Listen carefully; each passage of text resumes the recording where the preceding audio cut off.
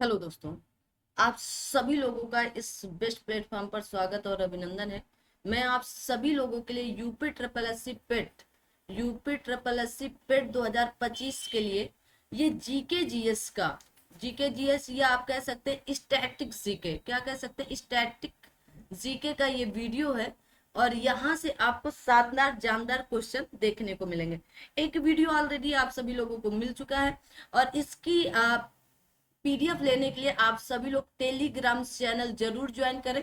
और Telegram channel के लिए आपको डिस्क्रिप्शन बॉक्स पर लिंक दे दिया गया, वहां से आप इसे ज्वाइन कर सकते हैं। चैनल को सबसे पहले आप सभी लोग सब्सक्राइब कर लें, थोड़ा सा सपोर्ट प्यार दिखाते रहें। आने वाले समय पर आपको यूपीएसआई का मंडे से आपको वीडियो मिलने लगेगा। जब तक ये वीडियो मिलेगा क्यों तो आपको 16 अगस्त हो चुका होगा। जन्माष्टमी के दिन ये वीडियो आपको मिलेगा। 15 अगस्त को शूट किया जा रहा है, एक दिन पहले शूट करके सब कुछ व्यवस्थाएं की जाती हैं, ठीक है। अब बाकी मंडे से आपको यूपीएसआई का भी एक वीडियो, आपके जितने पीवीएस ईयर क्वेश्चन अभी तक हुए उन सब का मतलब पीवाईक्यू कराया जाएगा, तो उसका भी एक एक वीडियो देना स्टार्ट कर देंगे। यूपी ट्रिपल एससी पेट का लगातार वीडियो मिलेगा, आप टेंशन नहीं लें। अभी हिंदी भी कराई जाएगी, लास्ट में एकदम करंट अफेयर का भी आपको एक मैराथन वीडियो मिलने वाला है। तो यूपी ट्रिपल एससी पेट में अच्छा स्कोर करने के लिए आपको पीवीएस ईयर क्वेश्चन तैयार करने चाहिए। चैनल को लाइक शेयर सब्सक्राइब कर दो, टेलीग्राम चैनल ज्वाइन कर लो, वहां करंट अफेयर्स से संबंधित चीजें उपलब्ध कराई जा रही, साथ में आपको वहां पर टेस्ट सीरीज भी उपलब्ध कराई जा रही है। टेस्ट भी दिए जा रहे हैं, कभी 50 क्वेश्चन कभी 60 क्वेश्चन, इस अकॉर्डिंग आपको टेस्ट दिए जा रहे हैं। तो उन उस मतलब वो सब फ्री है, तो आप ज्वाइन कर सकते हैं। आइए इस क्लास को शुरू करते हैं। कहा गया भारतीय कपास अनुसंधान संस्थान, भारतीय अनुसंधान संगठन के बारे में। इसका कहा गया संस्थान कहाँ स्थित है, तो नागपुर में है। कहाँ पर है, नागपुर में। कहा गया केंद्रीय कपास अनुसंधान नागपुर महाराष्ट्र में स्थित है। इसकी स्थापना 1976 में हुई। तो इसके अन्य दो क्षेत्रीय केंद्र हैं, जो आपका हरियाणा के सिरसा में और तमिलनाडु के कोयम्बटूर में। कुछ और प्रमुख अनुसंधान राष्ट्रीय अनुसंधान है, जैसे केंद्रीय कांच व आपका सिरामिक अनुसंधान कोलकाता में, केंद्रीय खनन ईंधन अनुसंधान धनबाद में, केंद्रीय चर्म अनुसंधान संस्थान चेन्नई में, केंद्रीय आपके उपोष्ण बागवानी संस्थान लखनऊ में। याद कर लो, इंपॉर्टेंट है, लखनऊ वाला तो कुछ खास ही इंपॉर्टेंट है। देखो पेट 2023 में पूछा गया कि राष्ट्रीय समुद्री विज्ञान संस्थान का मुख्यालय निम्नलिखित में से कहाँ है, तो आप कहेंगे डोनापौला गोवा में है। कहाँ पर, डोनापौला गोवा में है। थोड़ा सा यूनिक टाइप का क्वेश्चन था, तो इसलिए याद कर लें। कहा गया राष्ट्रीय समुद्री विज्ञान संस्थान का मुख्यालय डोनापौला गोवा में स्थित है, तथा क्षेत्रीय मुख्यालय कोच्चि में, मुंबई में और विशाखापत्तनम में स्थित है, ठीक है। कहा गया पेरुंगदई कोगु वेलिर द्वारा लिखित महाकाव्य कृत है। यह भारत के निम्नलिखित में से किस साहित्य से संबंधित है, तमिल साहित्य से संबंधित है। किससे, तमिल साहित्य से। तो कहा गया आपका पेरू गदई नामक महाकाव्य की रचना कोगु वेलिर ने की थी, और यह ग्रंथ भारत के तमिल साहित्य से संबंधित है।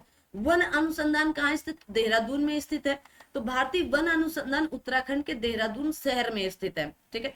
आगे देखो, कहा गया भारतीय विज्ञान संस्थान की स्थापना 1909 में मैसूर शाही परिवार, भारत सरकार और निम्नलिखित में से किस उद्योगपति के बीच एक दूरदर्शी साझेदारी द्वारा की गई थी, तो आप कहेंगे जमशेद नुसरवाना जी टाटा जी के साथ, ठीक है।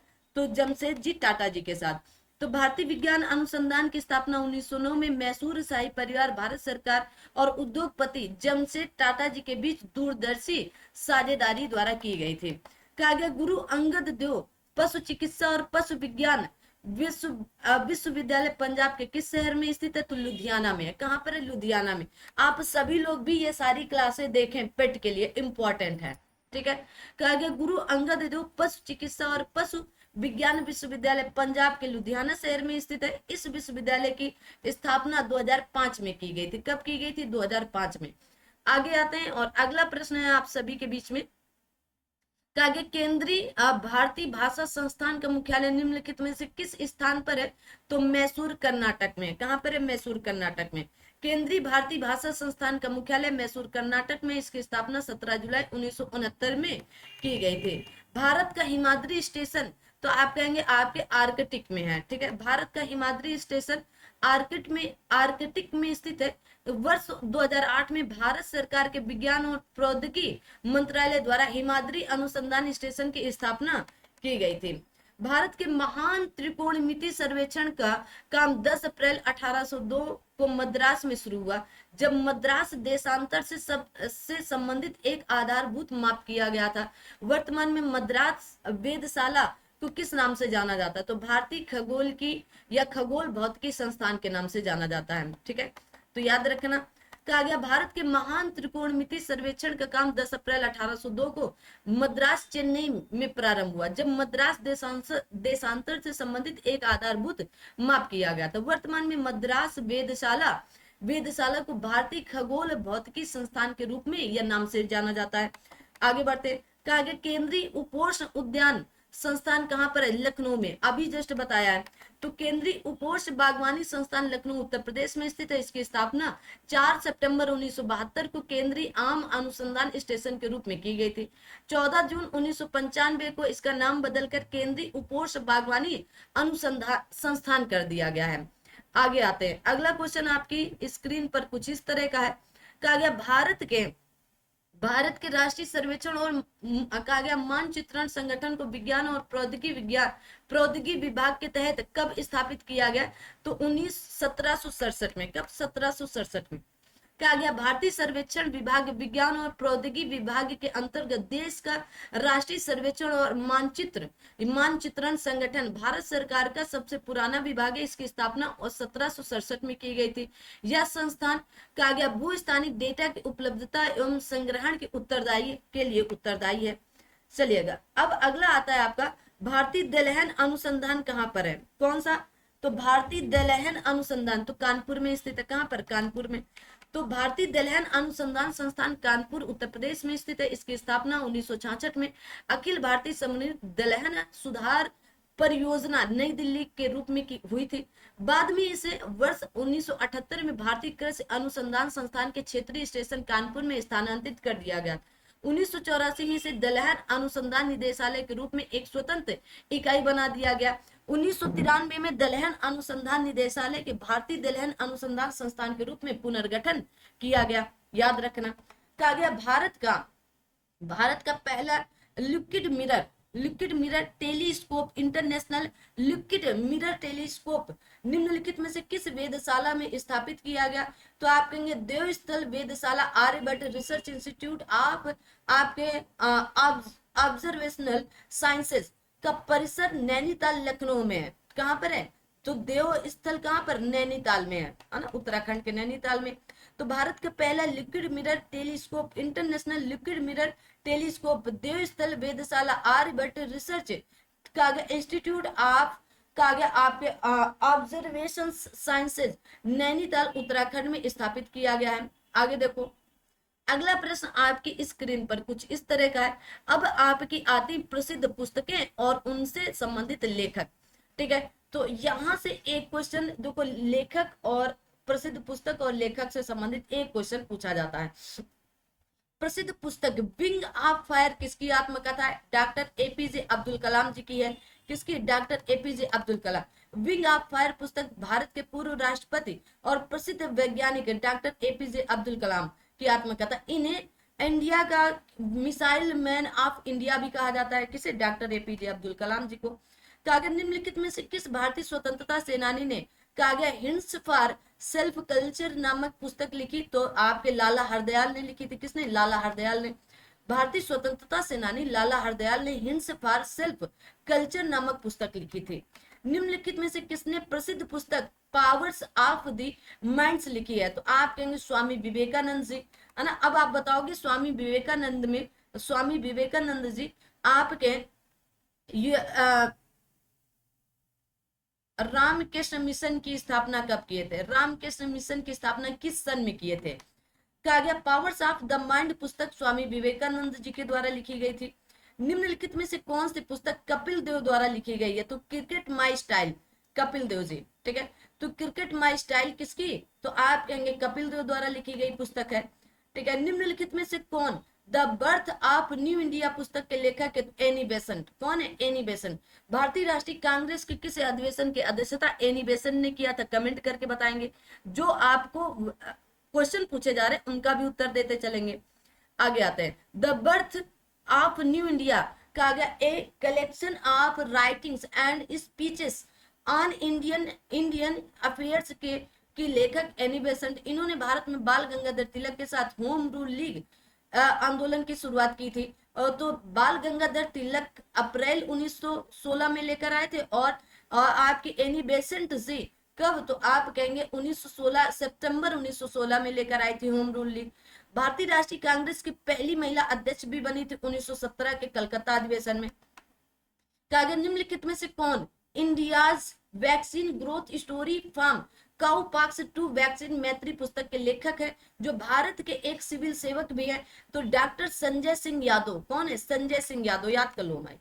तो India's vaccine growth story from कहा गया काउपॉक्स टू वैक्सीन मैत्री पुस्तक के लेखक डॉक्टर रंजन सिंह यादव है। डॉक्टर रंजन सिंह यादव लेखक के साथ साथ एक सिविल सेवक भी है। ठीक है, माई लाइफ किसकी आत्मकथा है? तो आप कहेंगे बिल आपके क्लिंटन से की है माई लाइफ। माई लाइफ तत्कालीन अमेरिकी राष्ट्रपति आपके बिल आपके क्लिंटन की आत्मकथा। ये अमेरिका के 42वें राष्ट्रपति बने थे।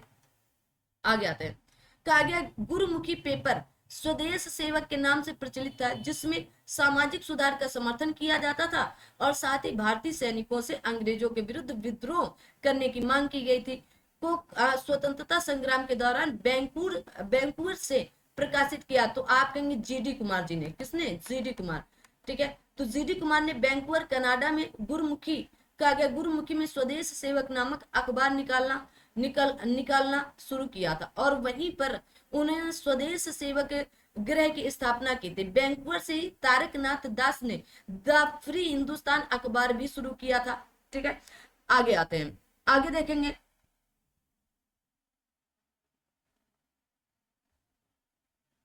गोस्वामी तुलसीदास द्वारा लिखे गए रामचरितमानस का सबसे लंबा कांड बाल कांड है। कौन सा कांड है? तो आप कहोगे बाल कांड है। आगे आते हैं, सेशन को लाइक शेयर सब्सक्राइब जरूर करेंगे। ठीक है, चलेगा। आ जाता है, कहा गोस्वामी तुलसीदास कृत रामचरितमानस हिंदी साहित्य की अमूल्य निधि है। यह अवधी भाषा में लिखा गया है। इसमें कुल 7 कांड या अध्याय है। प्रत्येक कांड का आकार घटते क्रम में। बाल कांड 361 दोहे, अयोध्या कांड 326 दोहे, उत्तर कांड 130 दोहे। ठीक है, और कहा गया लंका कांड 121 दोहे, सुंदर कांड 60 दोहे, अरण्य कांड आपके 46 या आपके 46 दोहे, किष्किंधा कांड 30 दोहे है। कितने? 30 दोहे हैं। अतः स्पष्ट है कि बाल कांड सबसे लंबा कांड है। कौन सा? बाल कांड। ठीक है, जबकि किष्किंधा कांड सबसे छोटा कांड है, मात्र 30 दोहे है। रामचरितमानस का कौन सा कांड या अध्याय सबसे छोटा है? तो किष्किंधा कांड है। कौन सा? किष्किंधा कांड है। वह कौन से कवि और संत है जिन्होंने रामायण का एक दूसरा संस्करण रामचरितमानस लिखा था? तो तुलसीदास जी ने। किसने? तुलसीदास, गोस्वामी तुलसी। लॉर्ड ऑफ द फ्लाइज पुस्तक के लेखक कौन है? तो आप कहेंगे विलियम गोल्डिंग। ठीक है, तो लॉर्ड ऑफ द फ्लाइज का गया पुस्तक के लेखक विलियम गोल्डिंग यूके के थे। गोल्डिंग को 1983 में साहित्य का नोबेल पुरस्कार भी मिला। गीत गोविंद बहुत इंपॉर्टेंट पुस्तक है। तो इसके लेखक कौन है? जयदेव जी हैं। कौन है? जयदेव। गीत गोविंद पुस्तक के लेखक जयदेव सेन कहा गया राजवंश के दरबारी कवि तथा वैष्णव भक्त भी थे। मधुशाला किनकी कृति है? तो हरिवंश राय बच्चन जी की। किसकी? हरिवंश राय बच्चन जी की, है ना। कभी हार न मानने वाली भी बात इन्होंने कही, है ना। कोशिश करने वालों की कभी हार नहीं होती है, यूं ही जय जयकार नहीं होती। तो कोशिश करते रहना आपको। मधुशाला हिंदी भाषा के रचनाकार हरिवंश राय बच्चन की प्रमुख रचना। नीड़ का निर्माण, फिर क्यों भूलूं क्या भूलूं क्या याद करूं, निशा निमंत्रण, बसेरे से दूर आदि इनके अन्य प्रमुख रचनाएं हैं। ए नेशन इन मेकिंग के लेखक सुरेंद्र नाथ बनर्जी हैं। कौन है? सुरेंद्र नाथ बनर्जी। ठीक है, निम्नलिखित में से किस क्रांतिकारी द्वारा the philosophy of the Bombay नामक प्रसिद्ध लेखक लिखा गया है? तो भगवती चरण बोहरा। कौन है? भगवती चरण। The philosophy of the Bombay नामक पुस्तक प्रसिद्ध लेखक भगवती चरण बोहरा द्वारा लिखा गया था। निम्नलिखित में से कौन से राष्ट्रीय नेता poverty and un British rule in India के लेखक है? दादा भाई नौरोजी हैं। अच्छा, अब आप कमेंट करोगे कि दादा भाई नौरोजी भारतीय राष्ट्रीय कांग्रेस के किन किन अधिवेशनों की अध्यक्षता की है? गोपाल कृष्ण गोखले जी किस अधिवेशन की अध्यक्षता की है? ये भी कमेंट करेंगे। कहा गया poverty and un British rule in India के लेखक दादा भाई नौरोजी। इस लेखक के माध्यम से उन्होंने धन के बहिर्गमन सिद्धांत का प्रतिपादन किया। England duties to India on the commerce of India आदि इनके लेख एवं पुस्तक हैं। दादा भाई नौरोजी ने 1865 में डब्ल्यू.सी. बनर्जी, कहा गया मनमोहन घोष, फिरोज शाह मेहता तथा बदरुद्दीन तैयब जी के साथ मिलकर लंदन इंडियन सोसाइटी का गठन भी किया था। कब? 1865 में। निम्नलिखित में से कौन सी किताब सरोजिनी नायडू द्वारा लिखी गई है? तो द गोल्डन बर्ड। कहा गया ब्रोकन विंग कौन सी नहीं लिखी गई है? तो द गोल्डन वर्ड, ठीक है, बर्ड। कहा गया the broken wing, the golden आपके थ्रेशोल्ड तथा the bird of time Sarojini Naidu द्वारा लिखी गई पुस्तकें, जबकि द गोल्डन बर्ड आपके कहा गया जैकब ग्रीम तथा आपके वेलेम या आपके विल्हेम ग्रीम द्वारा लिखी गई। सरोजिनी नायडू ने राष्ट्रीय आंदोलन में सक्रिय भूमिका निभाई। वो भारतीय राष्ट्रीय कांग्रेस के 1925 या कानपुर अधिवेशन की अध्यक्षता भी की थी। और प्रथम भारतीय महिला थी, ठीक है। क्या थी? प्रथम भारतीय महिला थी, ठीक है। अधिवेशन की अध्यक्षता सरोजिनी नायडू कांग्रेस की अध्यक्षता करने वाली प्रथम भारतीय महिला थी, है ना। ये क्वेश्चन भी आपका इस बार आरओ में पूछा गया था। कहा गया आपके एन एरिया ऑफ डार्कनेस किसने लिखा है? तो आप कहेंगे कौन है? वी.एस.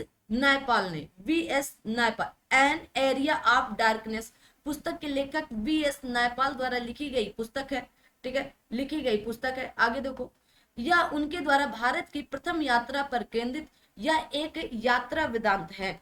आधुनिक हिंदी साहित्य का पिता किसे कहा जाता है? तो भारतेंदु हरिश्चंद्र जी को कहा जाता है। आधुनिक हिंदी साहित्य का पिता भारतेंदु हरिश्चंद्र को माना जाता है। उनकी प्रमुख रचनाएं जैसे भारत दुर्दशा, कवि वचन सुधा, श्री चंद्रावली, सत्य हरिश्चंद्र आदि हैं। हिंदी नाटक अंधेर नगरी के रचयिता कौन है? तो भारतेंदु हरिश्चंद्र जी हैं, है ना। हिंदी नाटक अंधेर नगरी के रचयिता प्रसिद्ध आपके हिंदी साहित्यकार भारतेंदु हरिश्चंद्र है। भारतेंदु हरिश्चंद्र का जन्म वाराणसी या काशी में हुआ था। इन्होंने कवि वचन सुधा नामक से एक पत्रिका संपादित की थी। अगर निम्नलिखित में से किसने हिंद स्वराज पुस्तक लिखी है? तो आप कहेंगे महात्मा गांधी जी ने। किसने लिखी? महात्मा गांधी जी ने।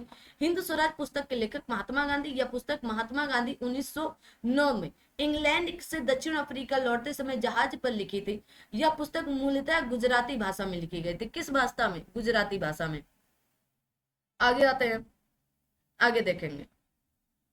कहा गया the story of my experiment with truth के लेखक कौन है? तो आप कहेंगे मोहनदास करमचंद्र गांधी जी हैं, ठीक है। महात्मा गांधी ने अपनी आत्मकथा the story of my experiment with truth मूलतः गुजराती भाषा में लिखी गई थी।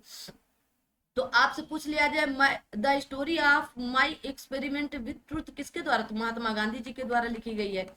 कहा गया सुटेबल बॉय पुस्तक के लेखक विक्रम सेठ जी हैं। द सुटेबल बॉय पुस्तक के लेखक विक्रम सेठ। सुब्रमण्यम भारती एक प्रसिद्ध कवि हैं। क्या है? कवि हैं। सुब्रमण्यम भारती एक प्रसिद्ध कवि हैं। इनकी रचनाएं देशभक्ति भावना से भरी होती हैं। इनका जन्म 11 दिसंबर 1882 को हुआ था। इन्होंने कहा गया इंडिया विजय और स्वदेश मित्रन का संपादन भी किया था, ठीक है। याद कर लो इनको।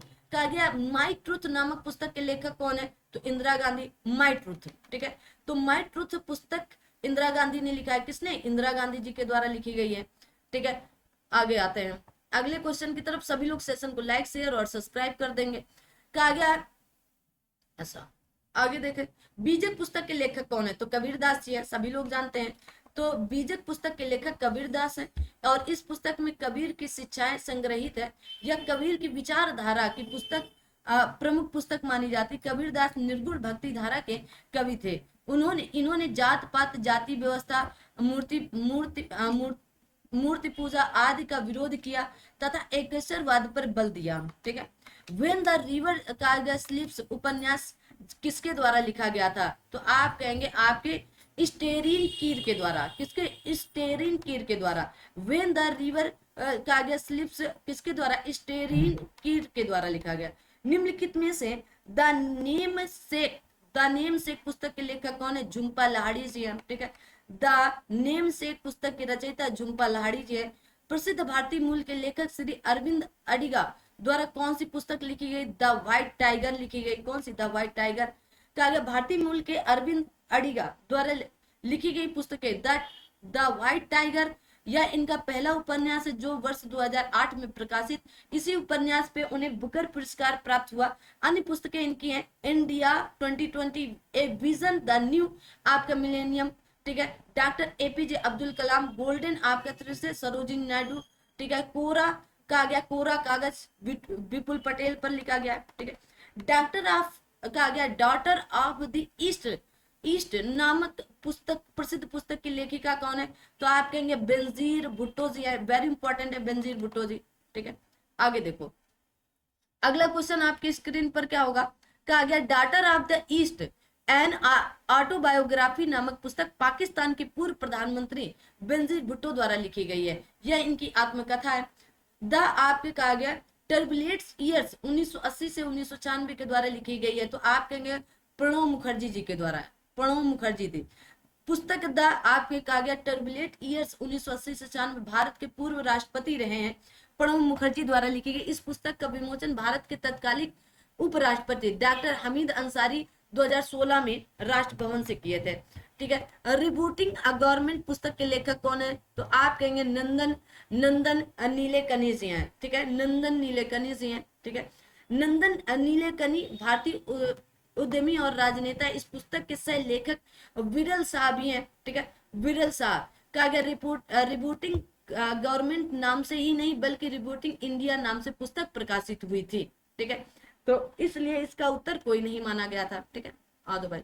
द पोस्ट अमेरिकन वर्ल्ड नामक पुस्तक के लेखक हैं। तो आप कहेंगे फरीद जकारिया। कौन है? Fareed Zakaria. The post American world नामक पुस्तक के लेखक फरीद जकारिया जी है। माई कंट्री माई लाइफ तो आप कहेंगे लाल कृष्ण आडवाणी जी हैं। कौन है? लाल कृष्ण आडवाणी जी हैं।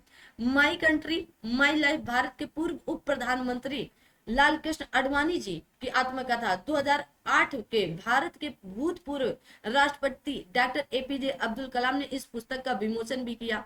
ठीक है, आगे आते हैं। आगे देखेंगे अगला क्वेश्चन आपकी स्क्रीन पर कुछ इस तरह का है ना, और ये आपका स्टैटिक जीके जो है इसको देखना बहुत ज्यादा अनिवार्य है। ठीक है, ठीक है, आ जाओ भाई। अब अगला क्वेश्चन जो आपके आते हैं वो पुरस्कार और विजेता से संबंधित है। किससे? पुरस्कार और विजेता से संबंधित है। तो कहा गया पुरस्कार और विजेता। कहा गया भारत सरकार द्वारा 1968 में निम्नलिखित में से किस वीरता पुरस्कार का नाम बदलकर शौर्य चक्र तो अशोक चक्र वर्ग 3 कर दिया गया है। ठीक है, आगे देखो भारत सरकार द्वारा 1968 में अशोक चक्र वर्ग 3 का नाम परिवर्तित करके शौर्य चक्र कर दिया गया। अशोक चक्र वर्ग 3 शौर्य चक्र को भारत सरकार द्वारा 4 जनवरी 1952 को प्रारंभ किया गया, जिसे 15 अगस्त 1947 से प्रभावी माना गया है। कहा गया तेंजिन नोर्गे राष्ट्रीय साहसिक पुरस्कार भूमि समुद्र और वायु पर साहसिक कार्य के क्षेत्र में उत्कृष्ट उपलब्धियों के लिए सर्वोच्च राष्ट्रीय सम्मान। इस पुरस्कार के लिए कितने रुपए नगद दिए जाते हैं? तो आप कहेंगे 15 लाख रुपए। कितने? 15 लाख रुपए। 15 लाख नगद पुरस्कार प्रदान किया जाता है। ठीक है, भारतीय मूल के कागे कृष्णा वाबीवाला को किस देश के प्रेसिडेंशियल लाइफ टाइम अवार्ड दिया गया? तो यूएसए के 2022 में। ठीक है, यूएसए के 2022 में। ठीक है, तो भारतीय मूल के कृष्णा आपके कहा गया वाबीवाला को संयुक्त राज्य अमेरिका के राष्ट्रपति कहा गया जो बाइडेन द्वारा प्रेसिडेंशियल लाइफ टाइम अचीवमेंट पुरस्कार से सम्मानित किया गया। कृष्णा आपके वाबीवाला फाउंडेशन फॉर इंडिया स्टडीज के संस्थापक और अध्यक्ष भी हैं। निम्नलिखित में से किस बंदरगाह ने हाल ही में बंदरगाह नौवहन और जलमार्ग मंत्रालय द्वारा उच्चतम कार्गो को संभालने के लिए वर्ष 2022-23 के लिए सर्वश्रेष्ठ पूर्ण प्रदर्शन पुरस्कार के लिए सागर श्रेष्ठ सम्मान पुरस्कार प्राप्त किया? तो कोचीन बंदरगाह प्राधिकरण केरल में है। कहाँ पर है? केरल में है। ठीक है, आगे आते हैं। अगला क्वेश्चन आप देखोगे, कहा गया कोचीन बंदरगाह प्राधिकरण केरल ने पत्तन पोत परिवहन और जल मार्ग मंत्रालय द्वारा उच्चतम कार्गो को संभालने के लिए वर्ष 2022-23 के लिए सर्वश्रेष्ठ पूर्ण प्रदर्शन पुरस्कार के लिए सागर श्रेष्ठ सम्मान पुरस्कार प्रदान किया है। ठीक है, प्राप्त किया है। महिला क्रिकेटरों को सम्मानित करने के लिए कहा गया डेवी हकले मेडल किस देश द्वारा शुरू किया? न्यूजीलैंड के। किसके द्वारा? न्यूजीलैंड के द्वारा। न्यूजीलैंड ने महिला क्रिकेटरों को सम्मानित करने के लिए डेवी हकले मेडल की शुरुआत, पहला डेवी हकले पुरस्कार कहा गया अमेलिया केर ने जीता था। केंद्रीय गृह मंत्री अमित शाह ने किस क्षेत्र में उल्लेखनीय कार्य के लिए अप्पा साहेब कहा गया धर्माधिकारी को महाराष्ट्र भूषण पुरस्कार प्रदान किया है? सामाजिक कार्य के लिए। किसके लिए? सामाजिक कार्य के लिए। 2023 में केंद्रीय गृह मंत्री अमित शाह ने सामाजिक कार्यों के लिए के क्षेत्र में उल्लेखनीय कार्य के लिए अप्पा साहेब धर्माधिकारी को महाराष्ट्र भूषण पुरस्कार प्रदान किया गया है। भारतीय पारंपरिक विज्ञान पर किस देश के सर्वदलीय संसदीय समूह को आयुर्वेद रत्न पुरस्कार से सम्मानित किया गया? तो आप कहेंगे यूके या आप कहेंगे यूनाइटेड किंगडम को। ठीक है, तो हिंदी संस्करण में त्रुटिपूर्ण था, अंग्रेजी में सही था।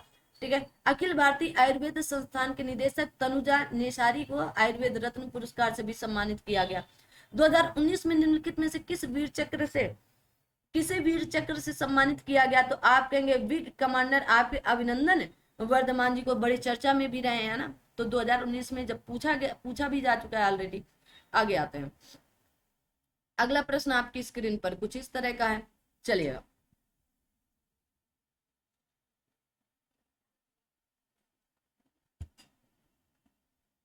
पंद्रह अगस्त के अवसर पर विंग कमांडर अभिनंदन वर्धमान को वीर चक्र को चक्र से सम्मानित किया गया। वर्ष 2021 में वीर चक्र आपके कहा गया गुरतेज सिंह मरणोपरांत इन्हें प्रदान किया गया था। निम्नलिखित पुरस्कारों में से कौन सा पुरस्कार नॉर्वे के राजा द्वारा प्रस्तुत किया गया और अक्सर इसे गणित का नोबेल पुरस्कार कहा जाता है? ठीक है, तो आप कहेंगे वुल्फ प्राइज, अरे सॉरी एबल प्राइज। कौन सा? Abel prize. कौन सा? Abel prize. ठीक है,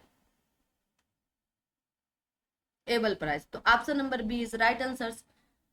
एबल पुरस्कार की स्थापना 2002 में नॉर्वे सरकार के द्वारा प्रसिद्ध गणितज्ञ नील्स कागे हेनरिक एबल की 200वीं वर्षगांठ के अवसर पर की गई। यह पुरस्कार प्रत्येक वर्ष नॉर्वे सरकार द्वारा दिया जाता है। 2025 का एबल पुरस्कार जापानी गणितज्ञ मसाकी काशीवारा को दिया गया है। एबल प्राइज को प्राय गणित का नोबेल कहा जाता है।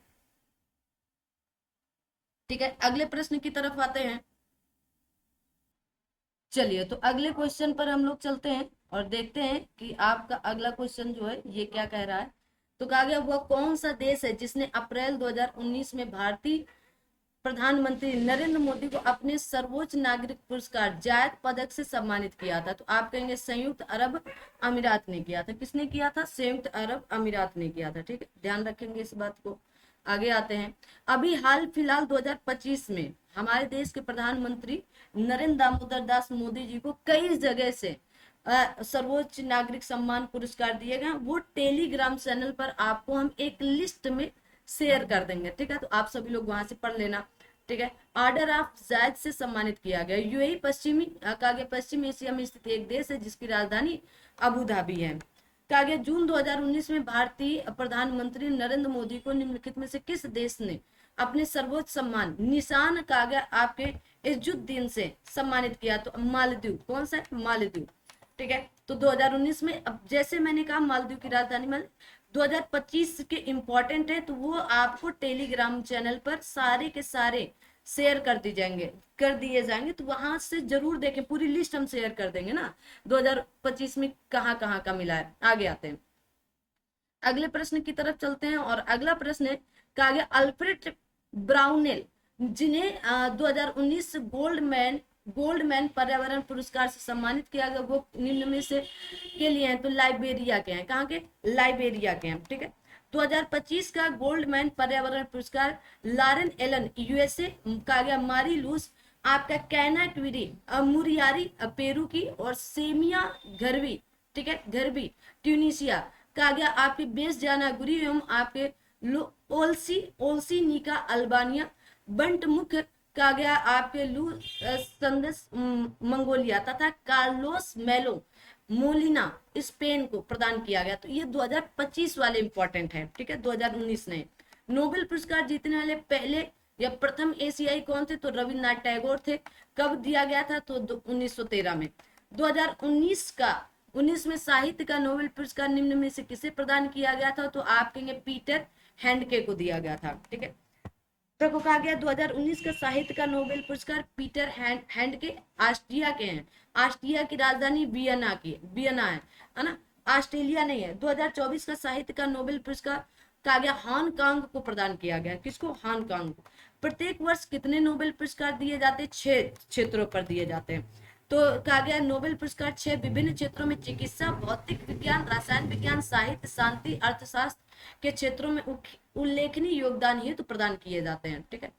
आगे आते हैं, और ये आपका स्टैटिक जीके आपके ट्रिपल एससी पेट के लिए, यूपी ट्रिपल एससी पेट के लिए बहुत ही ज्यादा महत्वपूर्ण है। तो सभी लोग इस वीडियो को शेयर भी करेंगे, देखेंगे भी, और ज्यादा से ज्यादा आप इसे पढ़ने का प्रयास करेंगे। अगले क्वेश्चन की तरफ। नोबेल पुरस्कार वर्ष 1901 में दुनिया भर में पुरुषों और महिलाओं को सम्मानित किया जा रहा है। 1968 में निम्नलिखित क्षेत्रों में किस क्षेत्र को जोड़ा गया था? तो अर्थशास्त्र को जोड़ा गया था। 1901 से नोबेल पुरस्कार भौतिकी, रसायन, शरीर विज्ञान या चिकित्सा, साहित्य और शांति के क्षेत्र में प्रदान किया जा रहा था, जबकि आर्थिक विज्ञान में पुरस्कार 1968 में जोड़ा गया। The royal Swedish academy of sciences आर्थिक विज्ञान में पुरस्कार विजेता के चयन के लिए जिम्मेदार है। कहा गया निम्नलिखित में से किस भारतीय वैज्ञानिक ने तारों की संरचना और विकास के लिए महत्वपूर्ण भौतिक प्रक्रियाओं के कहा गया सैद्धांतिक अध्ययन पर अपने कार्य के लिए नोबेल पुरस्कार जीता है? तो एस चंद्रशेखर ने। किसने? एस चंद्रशेखर ने। 1983 में भारतीय अमेरिकी वैज्ञानिक एस चंद्रशेखर ने तारों की संरचना और विकास के लिए महत्वपूर्ण भौतिक कहा गया प्रक्रियाओं के सैद्धांतिक अध्ययन पर अपने कार्य के लिए नोबेल पुरस्कार जीता। जनवरी 2019 में भारत का सर्वोच्च शांतिकाल वीरता सम्मान अशोक चक्र कहा गया लांस नायक को मरणोपरांत दिया गया था। तो नजीर वानी को। किसको? नजीर वानी को। 2021 का यह सम्मान जम्मू कश्मीर पुलिस कहा गया ASI बाबूराम मरणोपरांत प्रदान किया गया था। तो याद रखना है, ठीक है। शांतिकाल वीरता सम्मान अशोक चक्र लांस नायक नजीर अहमद वानी को दिया गया था। कहा गया सिनेमा में इंडो फ्रांसीसी संबंधों को मजबूत बनाने में उनके योगदान के लिए फ्रांसीसी सरकार द्वारा निम्नलिखित में से किस अभिनेता को chevalier DLRD des arts and des letters से सम्मानित किया गया था? तो आप कहेंगे कलिक कोसलिन को। कलिक कोसलिन को। आगे देखेंगे। कहा गया बॉलीवुड अभिनेत्री कलिक कोसलिन को फ्रांसीसी सरकार द्वारा कहा गया chevalier DLRD des orders and des letters से सम्मानित किया गया है, ठीक है। 2024 में रुक्मणी चटर्जी भारत को इस पुरस्कार से, तो इसलिए ये इंपॉर्टेंट हो गया क्योंकि ये किससे संबंधित है? भारत से। नई दिल्ली में आयोजित 52वें स्क्वाश सम्मेलन में ई गवर्नेंस में उनके उल्लेखनीय काम के लिए निम्नलिखित में से किसको chief minister of the year पुरस्कार दिया गया? वसुंधरा राजे जी को। किसको? वसुंधरा राजे जी को। 2021 में आंध्र प्रदेश के मुख्यमंत्री YS जगनमोहन रेड्डी को स्क्वाश समूह द्वारा chief minister of the year प्रदान किया गया। ये वाला याद करके रखना है। मुंबई में आयोजित एक समारोह में किस हस्ती को 2017 के लिए कहा गया हृदयनाथ मंगेशकर पुरस्कार से सम्मानित किया? जावेद अख्तर जी को, ठीक है। लेकिन 2018 में यह पुरस्कार मोहम्मद जहूर कहा गया खय्यम हशामी या खय्यम नाम से प्रसिद्ध इनको प्रदान किया गया था। कहा गया सर्वश्रेष्ठ विदेशी भाषा फिल्म के लिए 2016 की ऑस्कर विजेता फिल्म कौन सी है? तो आप कहें अरे सन ऑफ साल, ठीक है। सन ऑफ साल, ठीक है। Option number A is right answer, son of साल, ठीक है। तो क्या याद रखोगे? सन ऑफ साल, ठीक है। आगे बढ़ते हैं। ऑप्शन नंबर A सही है। कहा गया फिल्म सन ऑफ साल है ना को वर्ष 2016 के लिए सर्वश्रेष्ठ विदेशी भाषा का ऑस्कर पुरस्कार प्रदान किया। वर्ष 2025 में अंतरराष्ट्रीय फीचर फिल्म की श्रेणी में ऑस्कर अवार्ड कहा गया आई एम स्टिल हेयर है ना ब्राजील को प्रदान किया गया है, ठीक है। आई एम स्टिल हेयर याद कर लो भाई, इंपॉर्टेंट है। कहाँ की है? ब्राजील की है। ठीक है, क्योंकि आपके यूपी ट्रिपल एससी के द्वारा ही ये सारी चीजें पूछी जा रही हैं। आगे देखेंगे कि आगे भारत सरकार द्वारा दिए जाने वाले तृतीय उच्चतम नागरिक पुरस्कार कौन सा है? पद्म भूषण है। ठीक है, भारत सरकार द्वारा दिए जाने वाला तृतीय उच्चतम नागरिक पुरस्कार पद्म भूषण है। ठीक है, पद्म पद्म भूषण सर्वोच्च नागरिक सम्मान, भारत रत्न द्वितीय पद्म पद्म विभूषण है, चतुर्थ पद्मश्री है। वर्ष 2015 का भारत के राष्ट्रीय खेल के लिए अर्जुन पुरस्कार किसे? तो सृजेश रवि चंद्रन को दिया गया था। 2024 में हॉकी के लिए कहा गया सलीमा टेटे, अभिषेक संजय कहा गया आपके जर्मनप्रीत सिंह और आपके सुखजीत सिंह को सम्मानित किया गया है अर्जुन पुरस्कार से। ठीक है, 2016 में सर्वश्रेष्ठ कहा गया वृत्त चित्र श्रेणी में कितने ऑस्कर प्राप्त किए गए हैं? किसे ऑस्कर प्राप्त किए? किसने ऑस्कर प्राप्त किया? तो आसिफ कंपाडिया को। 2025 में वृत्त चित्र फीचर फिल्म श्रेणी का ऑस्कर पूरा नो अदर लैंड को प्रदान किया गया। इंपॉर्टेंट है, नो अदर लैंड को। भारत में सर्वोच्च साहित्य पुरस्कार आप कहेंगे ज्ञानपीठ पुरस्कार है। ठीक है, भारत में सर्वोच्च साहित्यिक पुरस्कार ज्ञानपीठ पुरस्कार सबसे पुराना और सर्वोच्च नागरिक साहित्यिक पुरस्कार है, जो भारतीय ज्ञानपीठ द्वारा किसी लेखक को उनके साहित्य के प्रति उत्कृष्ट योगदान के लिए प्रति वर्ष प्रदान किया जाता है। कब दिया जाता है? प्रति वर्ष प्रदान किया जाता है। आगे देखेंगे, भारत के राष्ट्रपति द्वारा निम्न में से किन्हें 51वां ज्ञानपीठ पुरस्कार प्रदान किया गया? रघुवीर चौधरी जी को। ठीक है, अब देखो अभी वर्तमान में 59वां ज्ञानपीठ पुरस्कार विनोद कुमार शुक्ल को दिया जा चुका है। ठीक है, 59वां। 57वां तो आप कहेंगे कोंकणी लेखक दामोदर मौजे। 56वां पूछ लिया जाए तो आप कहेंगे नीलमणि फूफन को। ठीक है, 54वां किसे? तो आप कहेंगे 2018 के लिए 54वां पुरस्कार प्रदान किया गया था अमिताभ घोष जी को। ठीक है, अमिताभ देश के सर्वोच्च साहित्यिक पुरस्कार से सम्मानित होने वाले अंग्रेजी भाषा के पहले लेखक हैं, तो इसलिए इंपॉर्टेंट हमेशा बने रहेंगे। 2019 में निम्नलिखित में से किस लेखक को अंग्रेजी भाषा के लिए 54वां ज्ञानपीठ पुरस्कार? तो अमिताभ घोष जी को दिया गया, पहला सम्मान है अंग्रेजी भाषा में। ध्यानचंद पुरस्कार में कितना नगद इनाम प्रदान किया जाता है? तो आप कहेंगे 10 लाख रुपए। ठीक है, इकाई, दहाई, सैकड़ा, हजार, 10,000, लाख, 10 लाख रुपए। ठीक है, अब देखो 5 लाख से 10 लाख बढ़ा दिया गया। ठीक है ना, आओ जाओ भाई। अभी पहले 5 लाख दिया जाता था, वर्तमान में 10 लाख रुपए दिए जाते हैं। आगे देखेंगे, अगला क्वेश्चन आपकी स्क्रीन में कुछ इस तरह से है।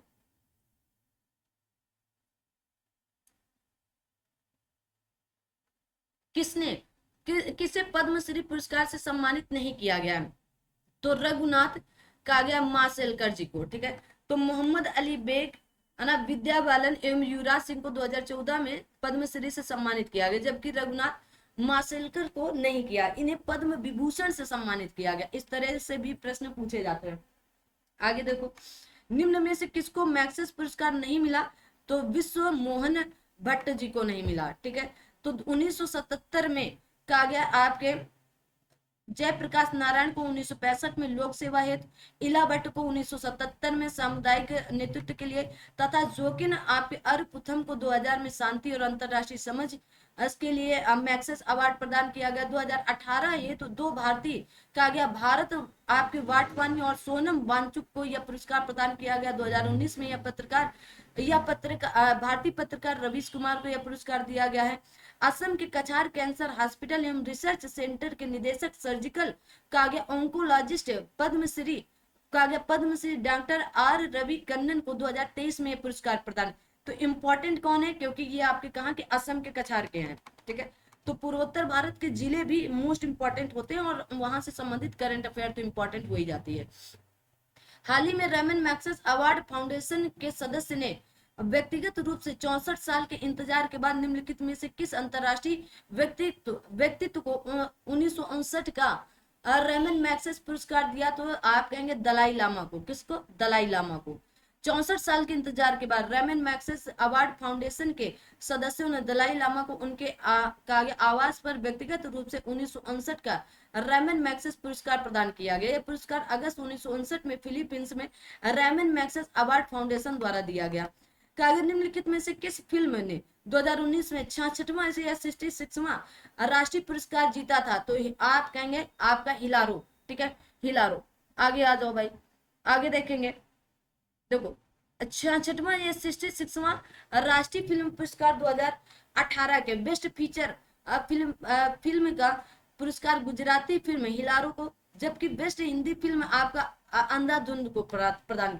17वें राष्ट्रीय फिल्म पुरस्कार 2022 में अट्टम द प्ले को दिया गया है। किसको? अट्टम को दिया गया है। ठीक है, अगर पूछ लिया जाए 71वें फिल्म राष्ट्रीय फिल्म पुरस्कार किस बेस्ट फीचर फिल्म को पुरस्कार प्रदान किए गए हैं, बताएं।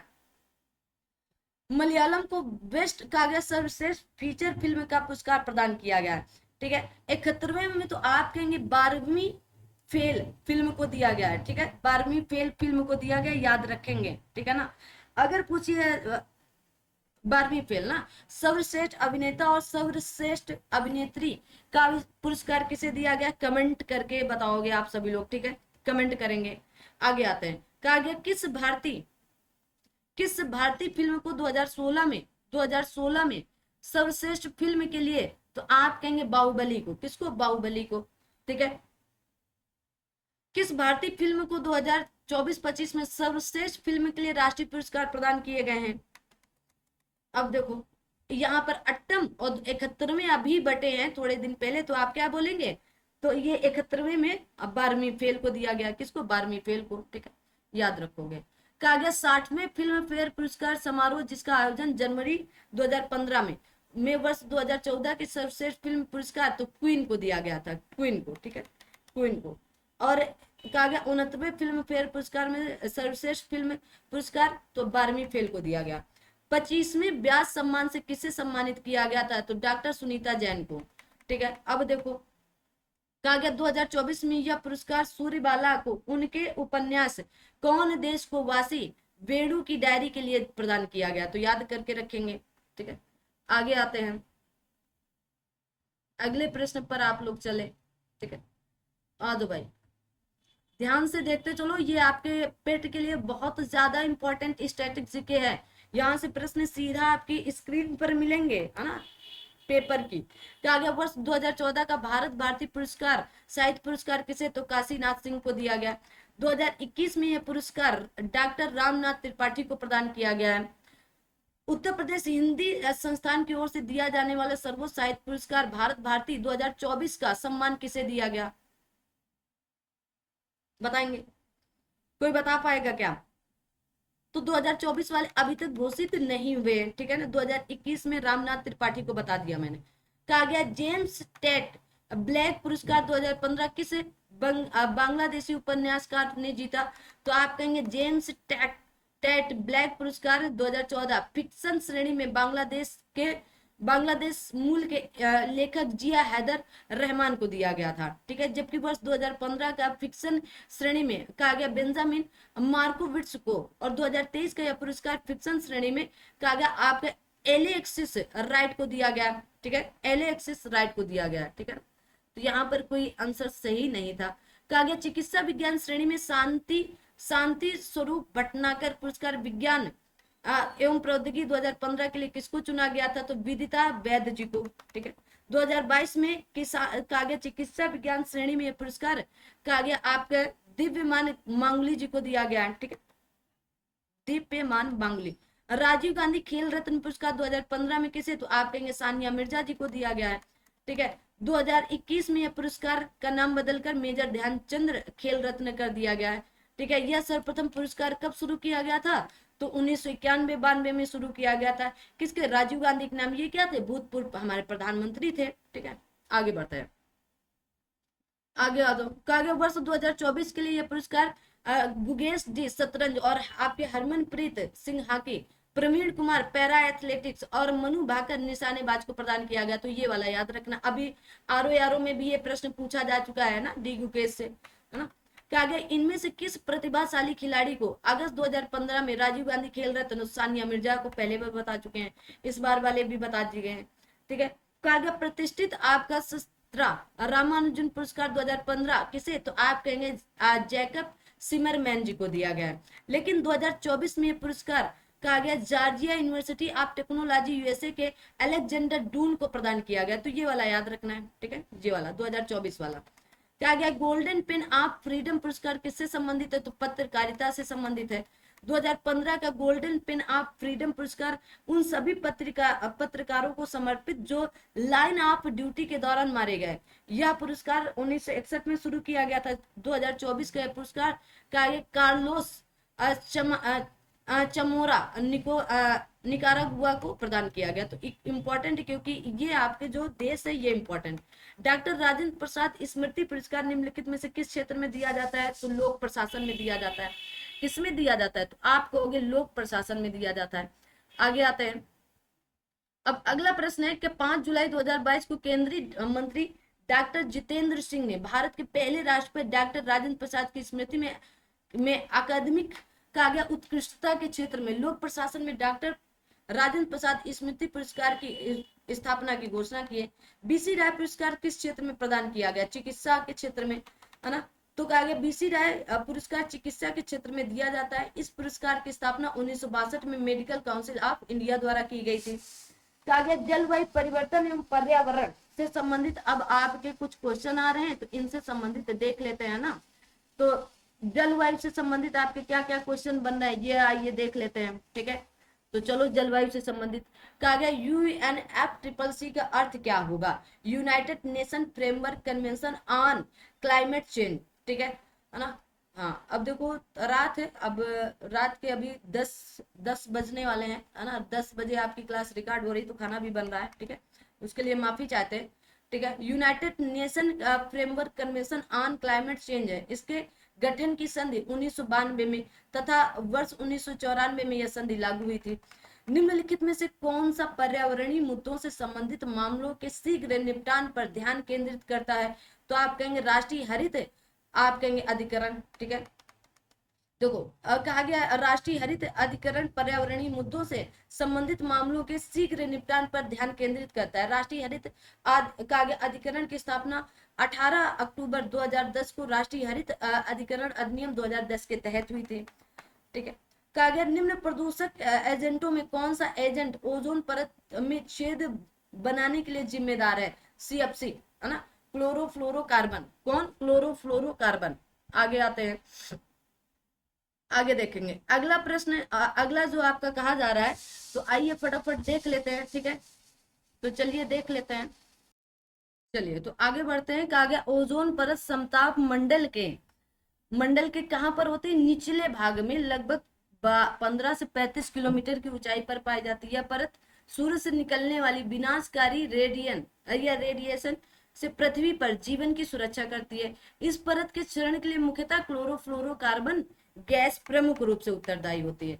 कहा गया ग्लोबल वार्मिंग का अपेक्षित परिणाम है, तो क्या ये सभी, मतलब फसल पैटर्न में परिवर्तन, समुद्र के स्तर में वृद्धि, तटीय रेखा में परिवर्तन, ठीक है। आ जाओ भाई।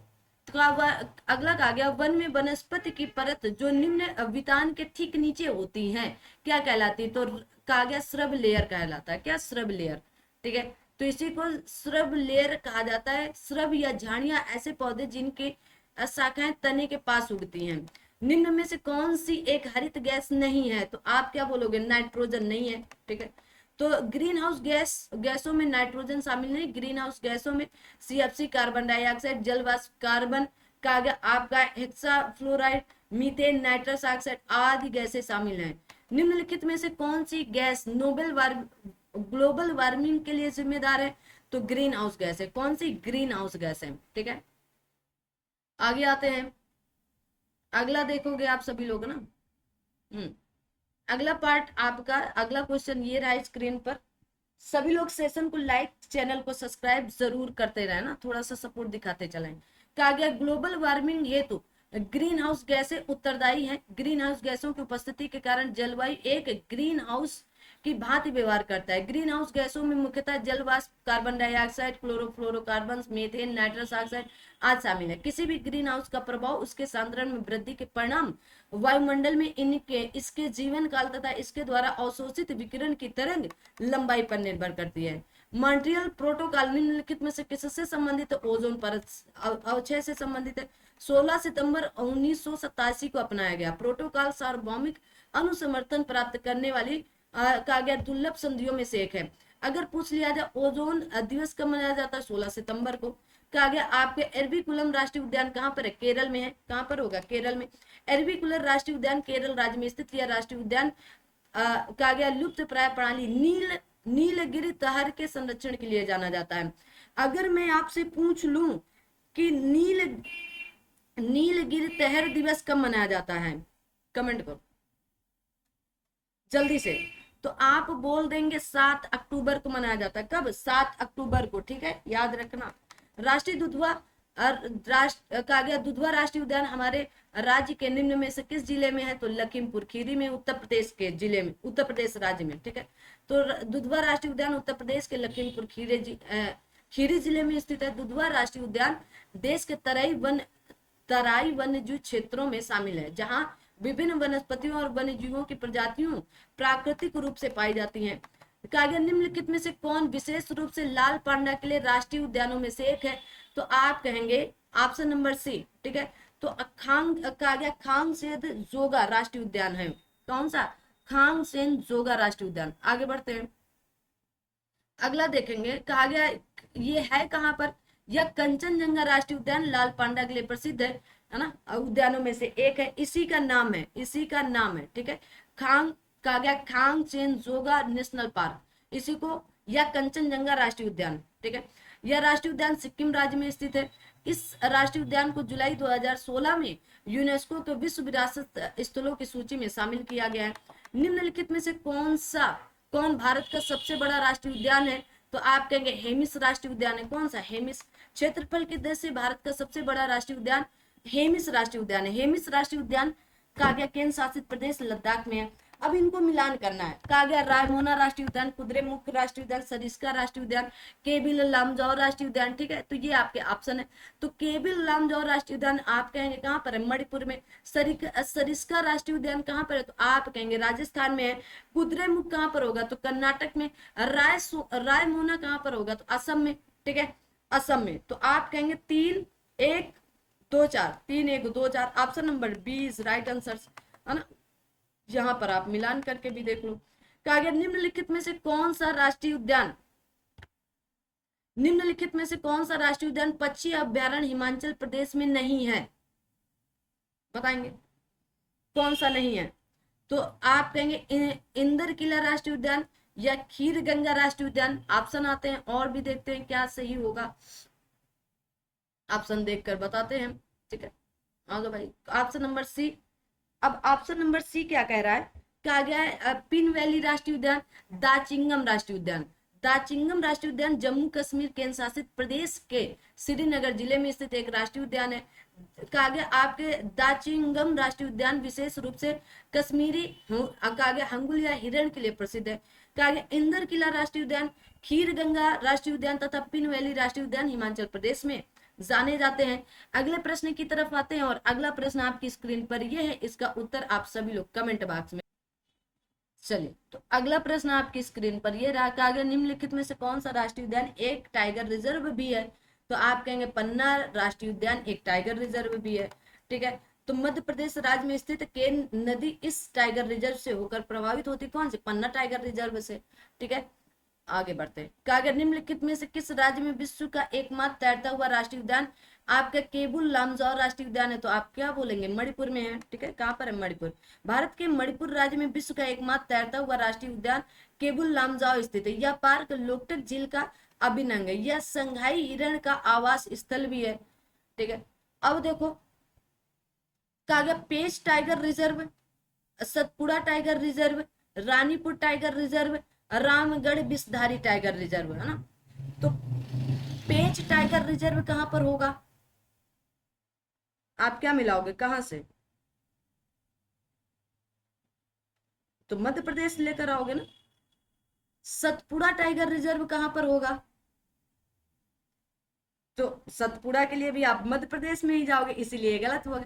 रानी तो आप कहेंगे उत्तर प्रदेश, रामगढ़ विषधारी तो राजस्थान, है ना। तो कैसे, तो ये गलत हो गया इसी वजह से, ठीक है, इसी कारण ये गलत हो गया था। आ दो भाई, देखो कहा गया दिए गए रानीपुर टाइगर रिजर्व उत्तर प्रदेश में, Ramgarh Vishdhari tiger reserve Rajasthan, Satpura tiger reserve Madhya Pradesh, जबकि पेंच टाइगर रिजर्व महाराष्ट्र तथा मध्य प्रदेश दोनों राज्यों में स्थित है।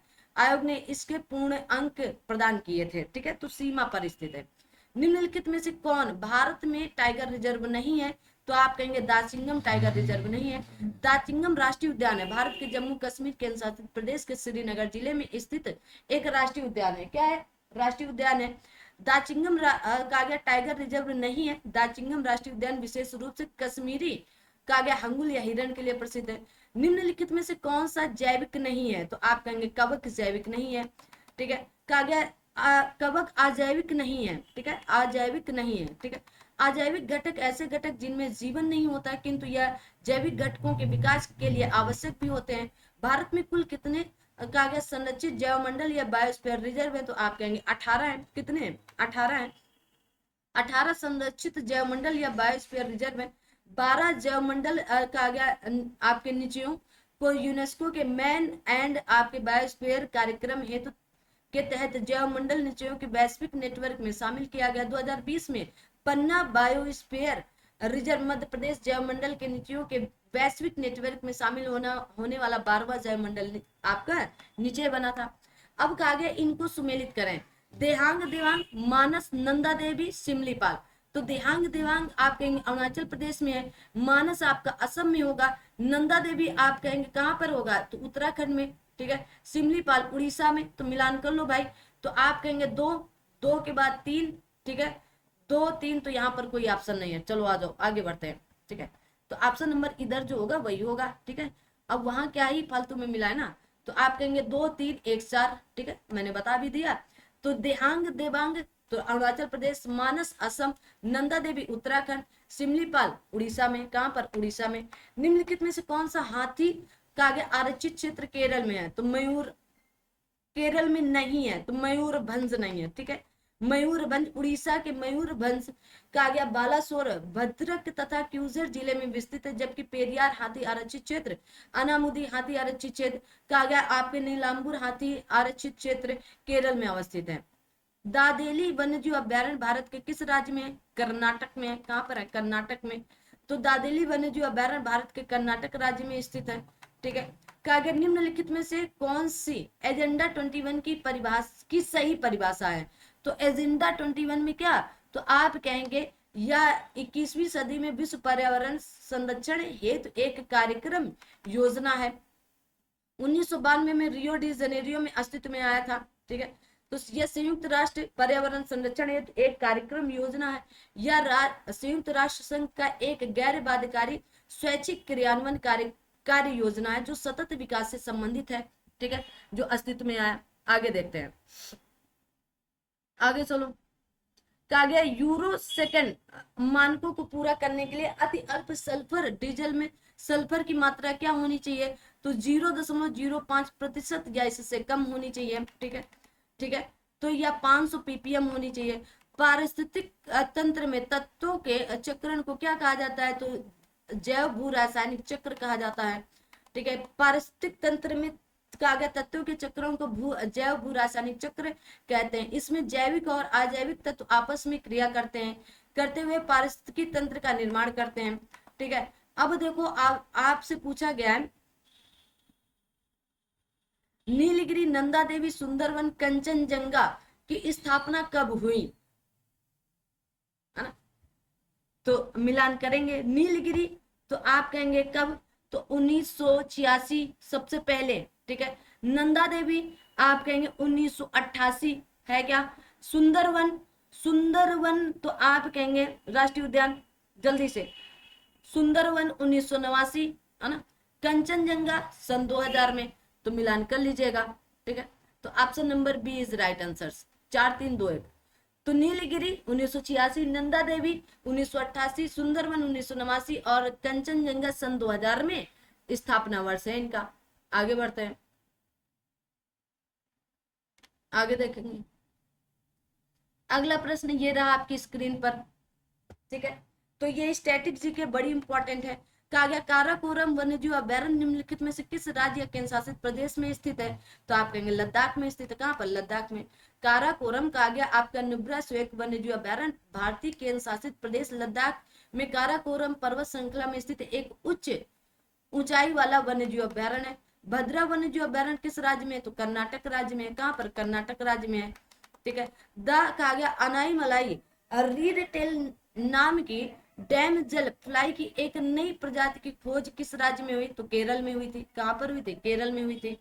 ठीक है। तो केरल में त्रिशूर जिले में स्थित है कहा गया पीसी वसानी वन्यजीव अभयारण्य में द आपके अनाई मलाई रीड टेल नाम की कहा गया डैम जल मक्खी की नई प्रजाति खोजी गई।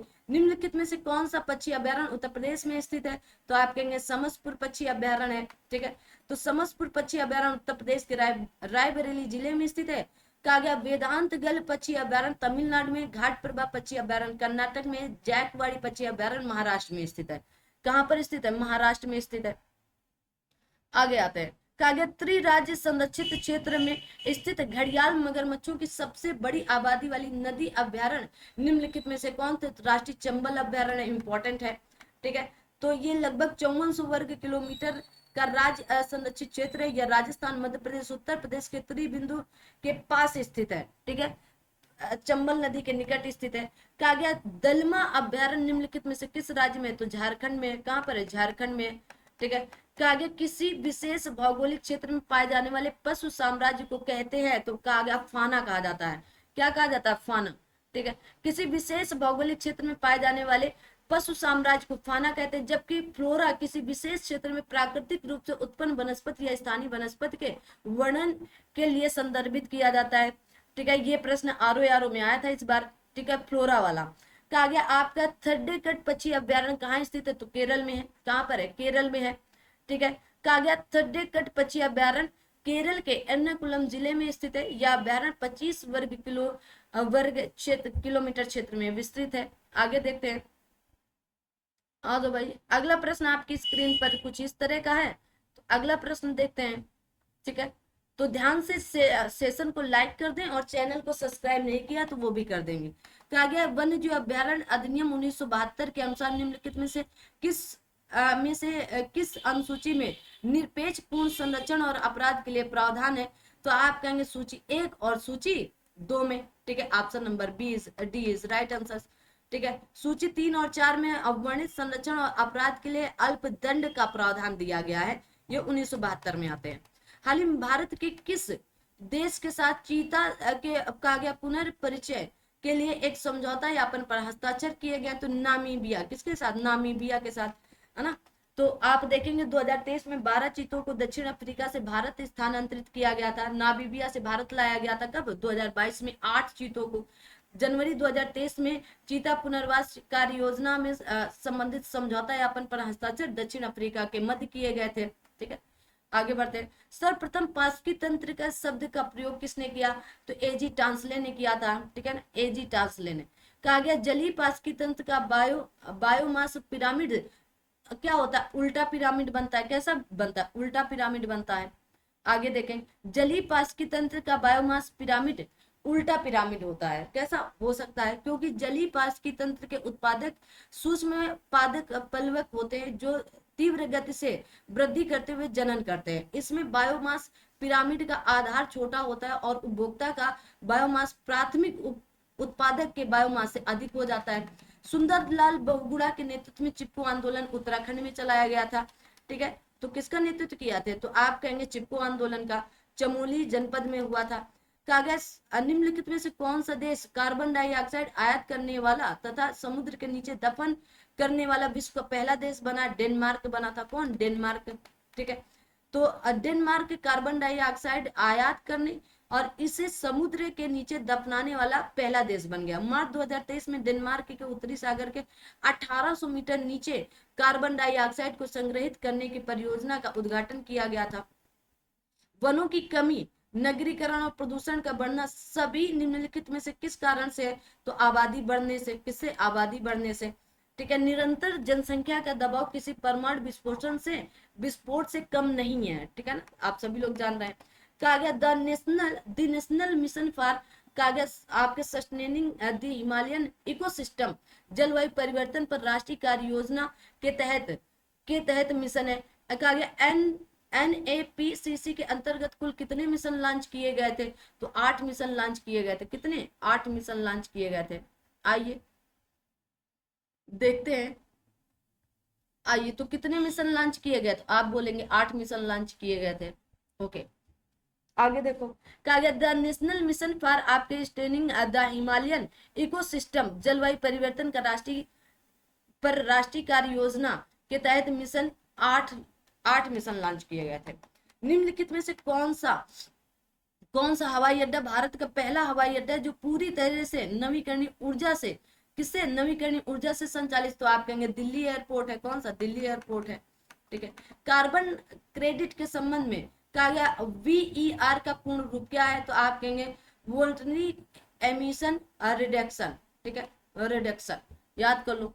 ठीक है, कहा गया आपके वोल्टनी एमिशन रिडक्शन।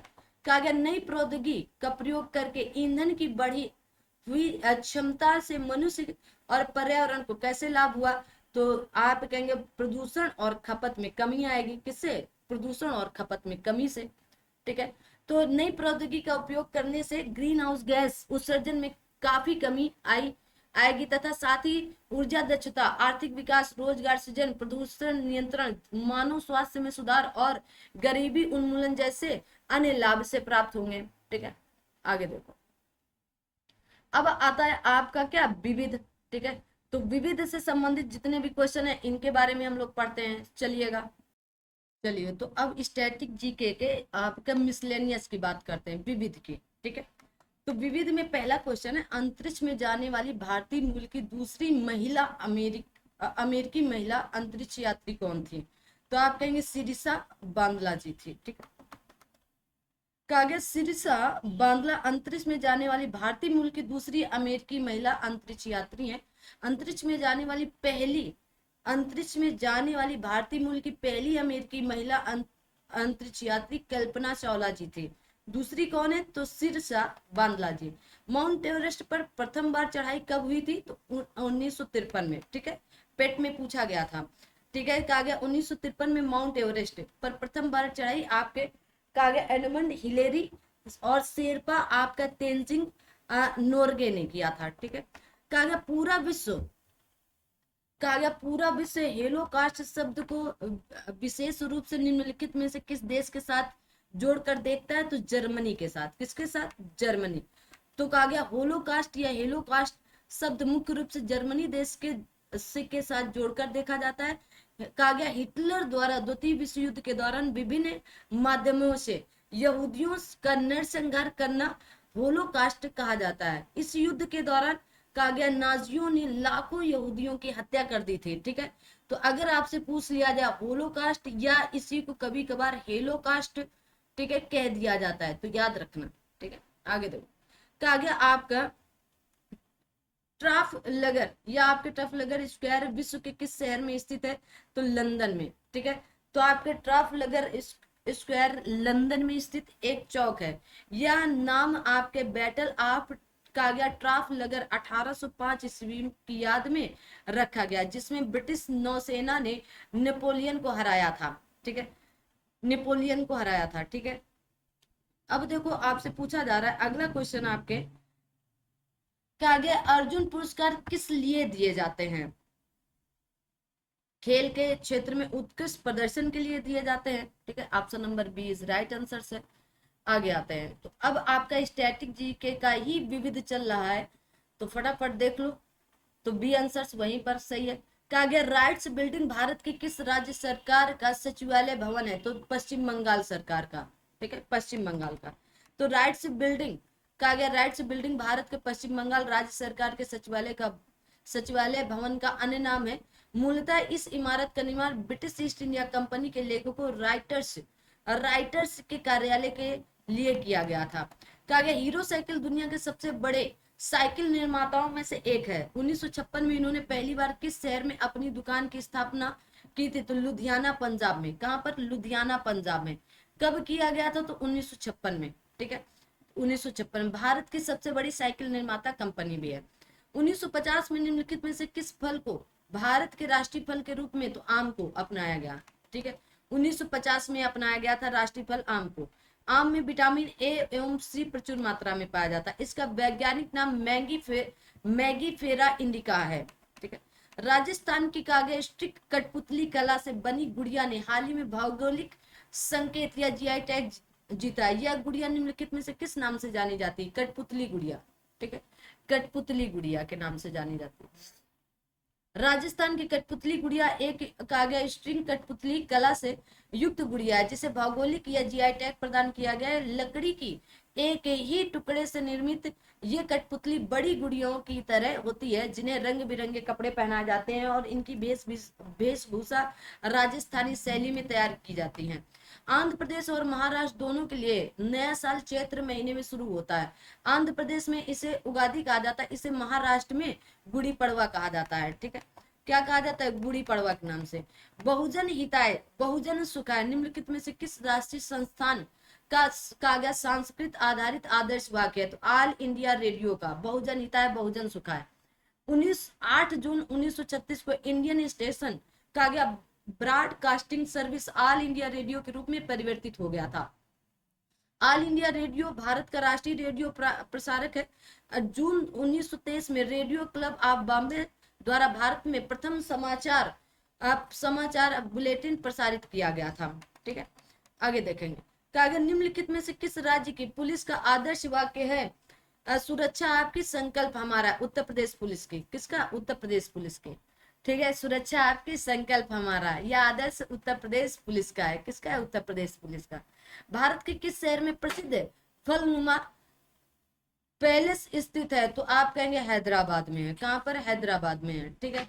तो पुलिस से याद आया कि यूपीएसआई का भी आपको बैच दिया जाएगा कंप्लीटली, तो सभी लोग देखते चलना और उसको भी आपके मंडे से हो सकेगा तो मंडे से उसके भी वीडियो आपको मिलने लगेंगे। आगे आते हैं, कागज तेलंगाना, ठीक है। आगे देखिएगा, सेशन को लाइक नहीं किया तो लाइक कर दीजिएगा, शेयर भी कर दें अपने दोस्त मित्रों तक और चैनल को सब्सक्राइब भी कर दीजिएगा, प्लीज रिक्वेस्ट है छोटी सी। तेलंगाना की राजधानी हैदराबाद में कागया फलकनुमा पैलेस स्थित है। हैदराबाद में अवस्थित अन्य स्थल कागया चार मीनार, गोलकुंडा किला, नेहरू आपके जोलॉजिकल पार्क, हुसैन सागर झील, बिरला मंदिर, सलार जंग संग्रहालय, ठीक है। कागया 3G 4G 5G की मोबाइल प्रौद्योगिकी श्रृंखला में जी का मतलब क्या है? जनरेशन, ठीक है। कहा गया ब्रह्मोस नामक सुपरसोनिक क्रूज मिसाइल को विकसित करने के लिए भारत किस देश के साथ मिलकर काम करेगा? रूस के साथ। यही एक बहुत ही मतलब ईमानदारी के साथ देश है जो जुड़ा रहता है हमेशा। कहा गया ब्रह्मोस एक सुपरसोनिक क्रूज मिसाइल इसे भारत के रक्षा अनुसंधान एवं विकास संगठन डीआरडीओ द्वारा रूस की एनपीओ कहा गया मशीनों एस्टोयेनिया से मिलकर विकसित किया गया। शब्द ब्रह्मोस ब्रह्मपुत्र की ब्रह्मोस भारत के ब्रह्मपुत्र नदी और रूस की कहा गया आपके मोस्कवा नदी के नामों पर रखा गया है। आगे देखेंगे, वह कौन से राष्ट्रीय नेता है जिन्होंने 1983 में कन्याकुमारी से लेकर दिल्ली के राजघाट तक पद यात्रा नामक मैराथन दूरी पैदल तय की? इस यात्रा का उद्देश्य भारतीय जनता के साथ संबंध को नवीकृत करना होता है। तो चंद्रशेखर जी। किसने? चंद्रशेखर जी।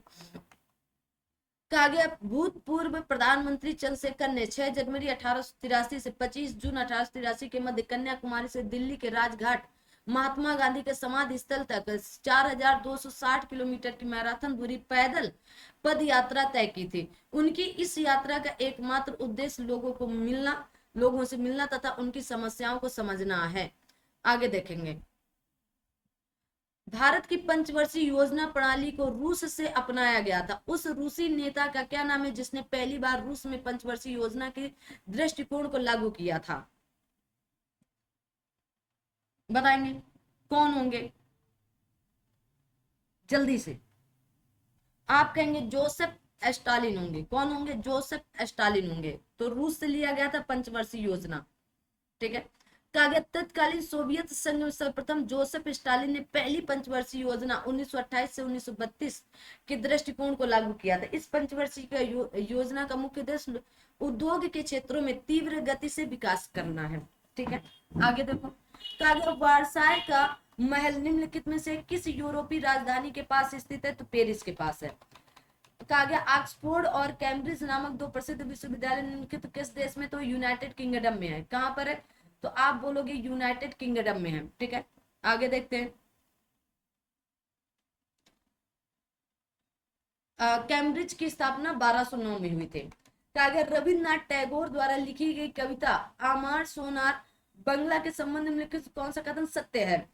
तो कहेंगे ये कविता को बाद में बांग्लादेश ने अपने राष्ट्रगान के रूप में अपनाया था। 10 पंक्तियों में बांग्लादेश ने अपने राष्ट्रगान के रूप में अपनाया है। यह बांग्ला भाषा में है ना, आमार सोनार बंगला। तो किसके द्वारा? रविन्द्रनाथ टैगोर द्वारा रचित है। कहा गया कोडवा एक लोकप्रिय द्रविड़ भाषा है, दक्षिण के कोडगु जिले की मूल भाषा है। तो कहेंगे कर्नाटक के, ठीक है, कर्नाटक के। आगे देखो, अगला प्रश्न आपकी स्क्रीन पर कुछ इस तरह का है।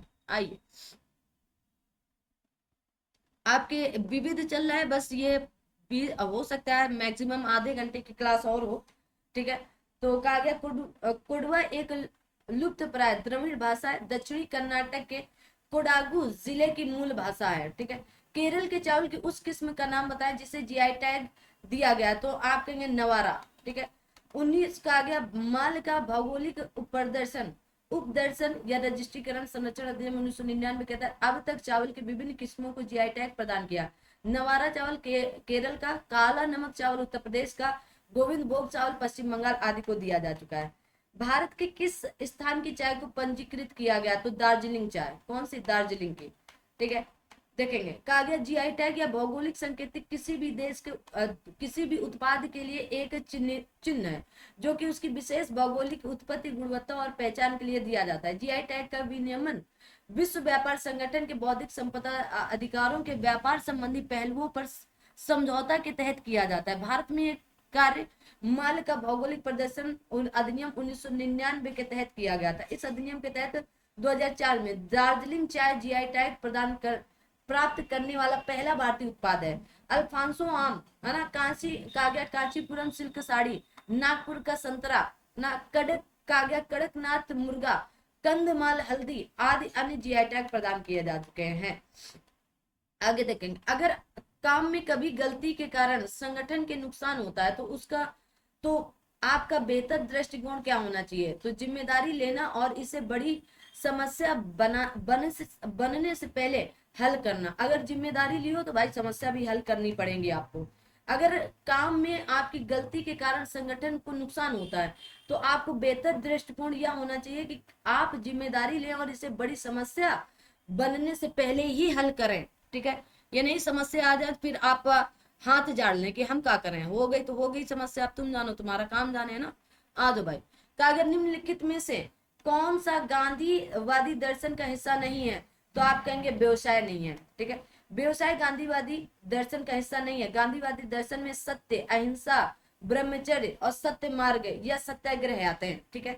सत्य बोले कि किसी से हिंसा न करे, ब्रह्मचर्य रहे और सत्याग्रह मतलब सत्य के मार्ग पर ही चले आप, है ना। झूठ फरेब कितने दिन जिंदगी काम आएगी, है ना। महीने, 2 महीने, साल भर, 2 साल, एक दिन आप पकड़ा ही जाओगे कहीं ना कहीं। आ जाओ। महात्मा गांधी के लिए भारतीय मानवता के एकता इसकी आर्थिक स्वतंत्रता और समानता का प्रतीक है। तो खादी क्या है? खादी। कहा गया महात्मा गांधी के लिए खादी भारतीय मानवता की एकता, उसकी आर्थिक स्वतंत्रता और समानता का प्रतीक था। कहा गया गांधी जी के गांव कहा गया गांव सर्वोदय के आदर्श ने बताया कि एक आदर्श गांव को कुछ शर्तों को पूरा करना होगा। इनमें से क्या क्या शर्तों में से नहीं था? तो आप कहेंगे जाति व्यवस्था को समाप्त करना किया जाना चाहिए, यही नहीं था। क्यों भाई जाति व्यवस्था क्यों समाप्त करेंगे? गांधीवादी के कागज सर्वोदयी अवधारणा के केंद्र में एक आदर्श ग्राम व्यवस्था विद्यमान थे। गांधी जी के अनुसार एक आदर्श गांव वह है जहां व्यक्तिगत स्वतंत्रता के आधार पर पूर्ण लोकतंत्र तथा शिल्प और कृषि का गया प्रसंस्करण, उद्योग, स्वतंत्र, स्वच्छता, आत्मनिर्भरता, आहार, उपासना आदि पर सबका समान अधिकार हो और अस्पृश्यता का पूर्णतः अभाव हो। लेकिन गांधी जी जाति व्यवस्था को समाप्त करने के पक्षधर नहीं थे। वे मानते थे कि जाति व्यवस्था नियंत्रित तथा मर्यादित जीवन का दूसरा नाम है। गांधी जी कहते थे कि आपके वर्ण श्रम व्यवस्था की अपनी जो कमियां हैं उससे उसमें कोई पाप नहीं है, लेकिन छुआछूत पाप है, ठीक है। ये कथन भी पूछा जा सकता है। कहा गया किस सामाजिक सुधारक और राजनेता को प्यार से बाबा साहेब कहा जाता था? तो भीमराव अंबेडकर जी को बाबा साहेब भीमराव अंबेडकर जी कह दिया जाता है। आज भी डॉक्टर भीमराव अंबेडकर जी को बाबा साहेब के नाम से पुकारा जाता है। आगे आते हैं, अगला क्वेश्चन आप सभी के समक्ष ये रहा। कहा गया डॉक्टर भीमराव अंबेडकर को बाबा साहब के नाम से जाना जाता था। वह एक महान विधिवेत्ता, अर्थशास्त्री, राजनीतिक और समाज सुधारक थे। ठीक है, कहा गया किस सिख गुरु की जयंती गुरु पर्व त्योहार के रूप में मनाया जाता है? गुरु नानक देव। कौन? गुरु नानक देव। गुरु पर्व त्योहार के रूप में मनाया जाता है जिन्हें सिख गुरु सिख धर्म की स्थापना की। इनमें से कौन सा लोकनृत्य हरियाणा राज्य से संबंधित नहीं है? तो आप कहेंगे आपका जवारा, धमाल, खुरिया, झूमर है। ठीक है, कहा गया हरियाणा के लोकनृत्य धमाल, खुरिया, गुग्गा, झूमर, घूमर, लूर आदि शामिल, जबकि जवारा लोकनृत्य मध्य प्रदेश के बुंदेलखंड क्षेत्र से है। पंचशील का नारा पंडित जवाहरलाल नेहरू जी ने दिया था। ठीक है, 29 अप्रैल पंचशील समझौता 29 अप्रैल 1954 को तत्कालीन भारतीय प्रधानमंत्री पंडित जवाहरलाल नेहरू व चीनी प्रधानमंत्री जोऊ एन लाई के बीच हुआ था। भारत में प्रथम मोबाइल सेवा प्रारंभ की गई थी। तो मोदी कहा गया है, मोदी आपके टेलीस्ट्रा द्वारा। किसके द्वारा? मोदी टेलीस्ट्रा द्वारा। ठीक है, भारत में प्रथम मोबाइल सेवा प्रदाता कंपनी मोदी कहा गया आपके टेलीस्ट्रा थी। मोबाइल कॉल इसी नेटवर्क पर की गई थी। ठीक है, विश्व की प्रथम महिला अंतरिक्ष यात्री कौन थी? तो आप कहेंगे वेलेंटिना टेरेस्कोवा। ठीक है, रूसी अंतरिक्ष यात्री आपके वेलेंटिना टेरेस्कोवा विश्व की प्रथम महिला अंतरिक्ष यात्री थी। 1963 में वोस्तोक 6 नामक यान से अंतरिक्ष के लिए उड़ान भरी थी। ठीक है, आ जाओ भाई।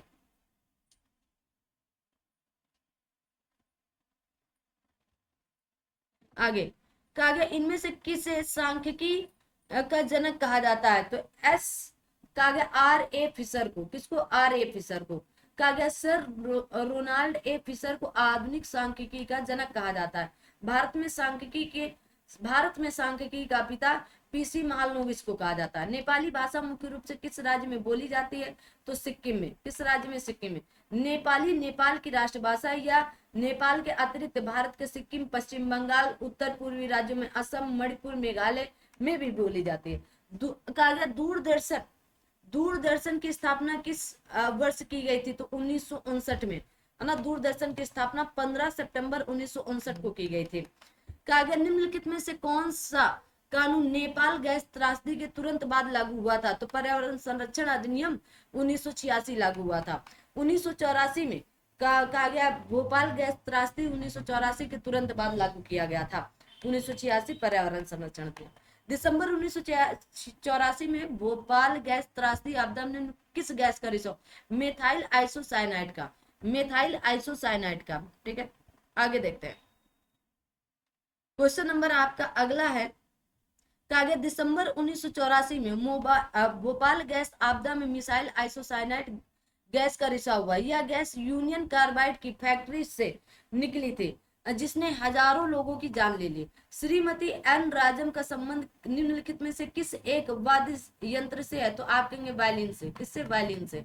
श्रीमती एन राजम का एक प्रसिद्ध वायलिन वादक है जो हिंदुस्तानी शास्त्रीय संगीत परंपरा से संबंधित है। एन राजम को भारत सरकार द्वारा 2004 में कला के क्षेत्र में पद्म भूषण से सम्मानित किया गया। इनमें से कौन सी मुख्य एजेंसियों में से एक नहीं है जो उत्तर प्रदेश में भारी मात्रा में अनाज भंडार में शामिल है? तो आप कहेंगे एफडीआई। ये मुख्यतः मतलब राज्यों की नहीं है ना। एफसीआई, फूड कारपोरेशन इंडिया, आपको कहा गया आपके स्टेट आपके वैक्सीन कारपोरेशन हुआ, CWC सेंट्रल आपके वैक्सीन कारपोरेशन। मुख्य एजेंसियां उत्तर प्रदेश में भारी मात्रा में अनाज भंडार में शामिल है।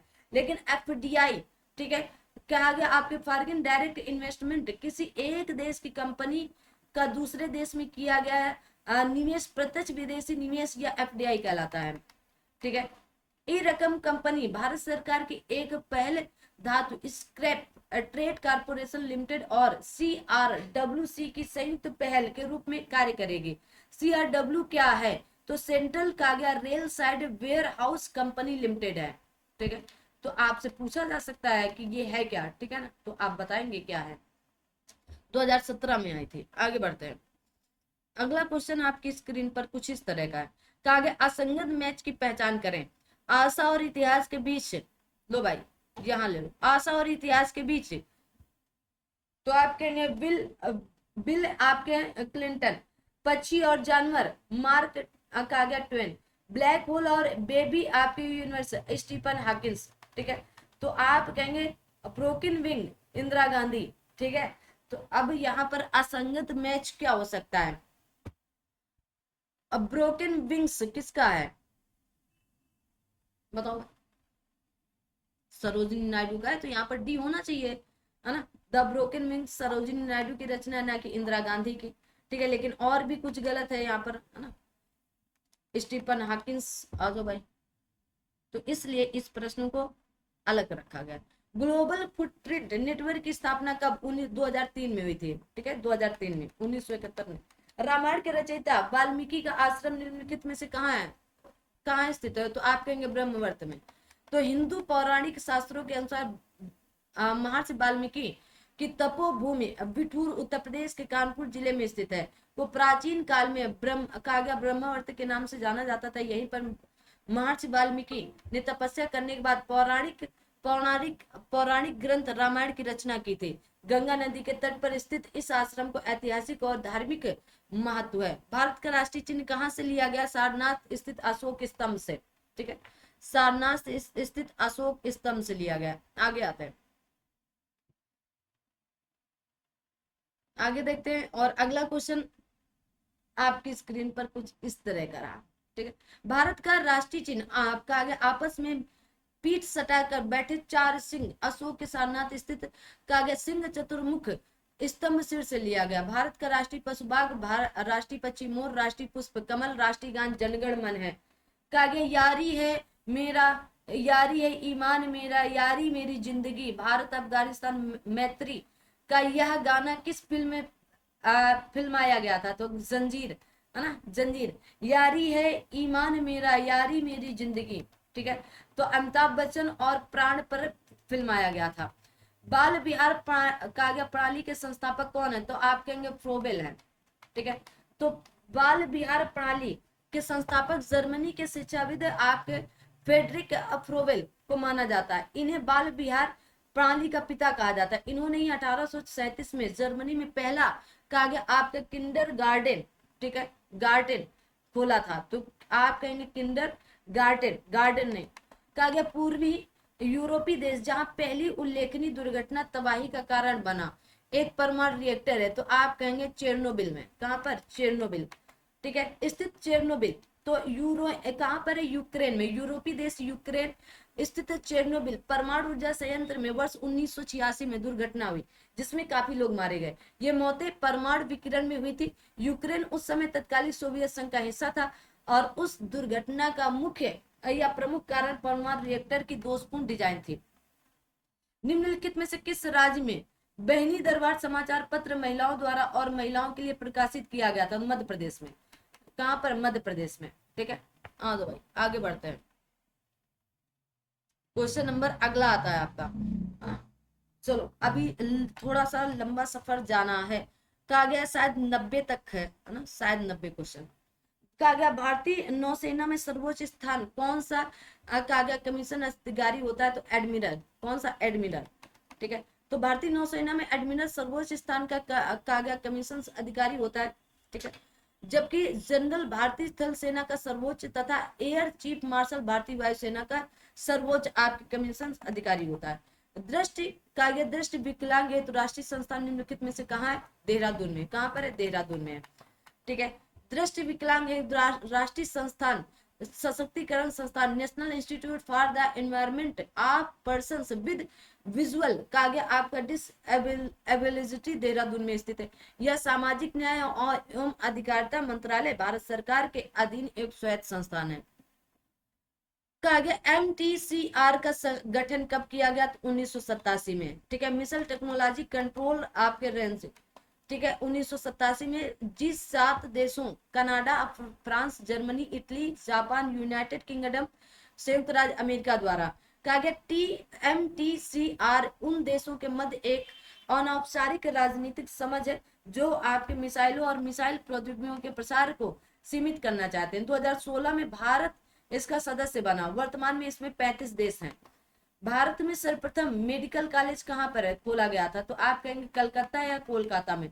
1823 ईस्वी में फ्रांसीसी सरकार द्वारा पांडिचेरी में खोला गया। यह वर्तमान में आपके जिम्मेदार या Jawaharlal institute of post graduate medical education and research के नाम से जाना जाता है। कलकत्ता मेडिकल कॉलेज की स्थापना, दो आगे देखते हैं। लो भाई देखो, ज्यादा से ज्यादा सेशन को लाइक शेयर करते चला ना, आप सभी लोग ये ईमानदारी के साथ करें।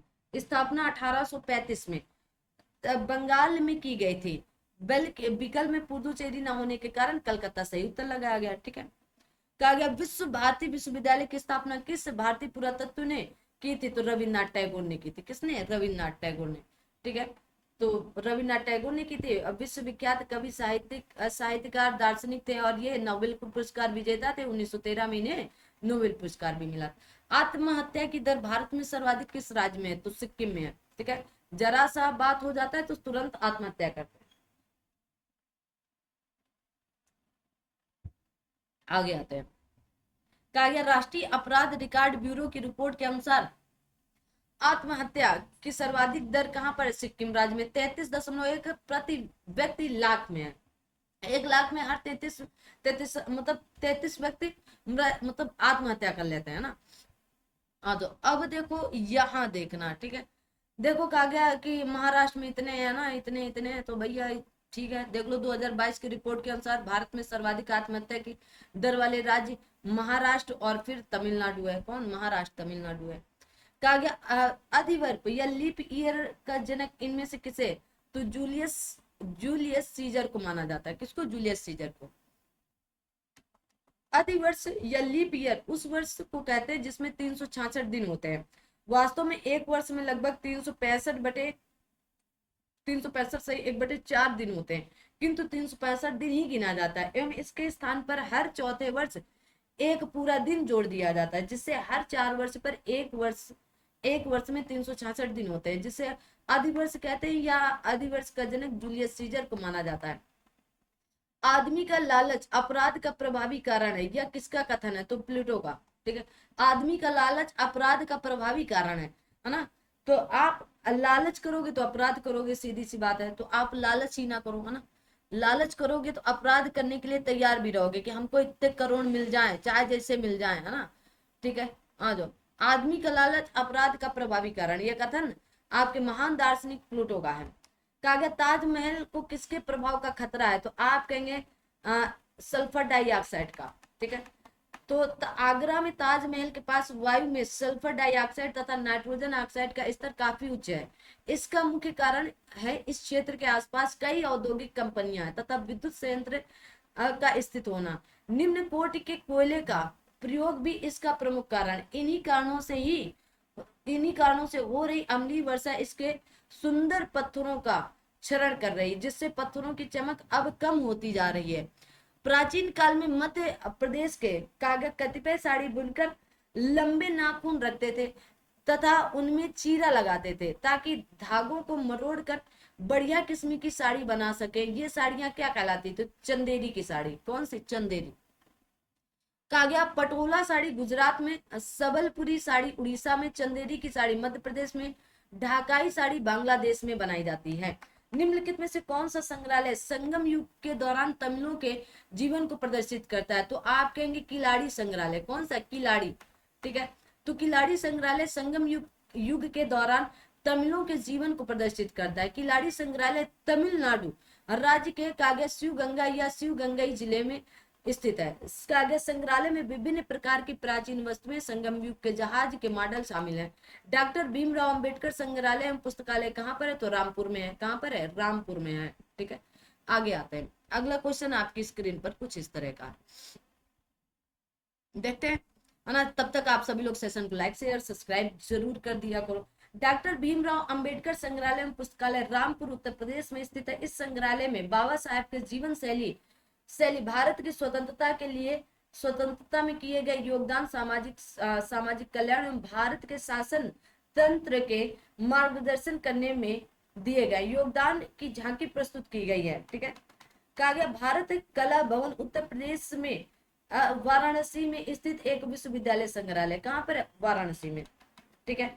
1 जनवरी 1920 को हुई थी। कवि रविन्द्रनाथ टैगोर इस संस्था के प्रथम सभापति भी थे, ठीक है। तो भारत कला भवन उत्तर प्रदेश के वाराणसी बनारस हिंदू विश्वविद्यालय परिसर में स्थित है। इस कला का संग्रहालय, ये वास्तुकला का एक संग्रहालय है, और भारत कला भवन संग्रहालय की स्थापना 1 जनवरी 1920 को हुई थी।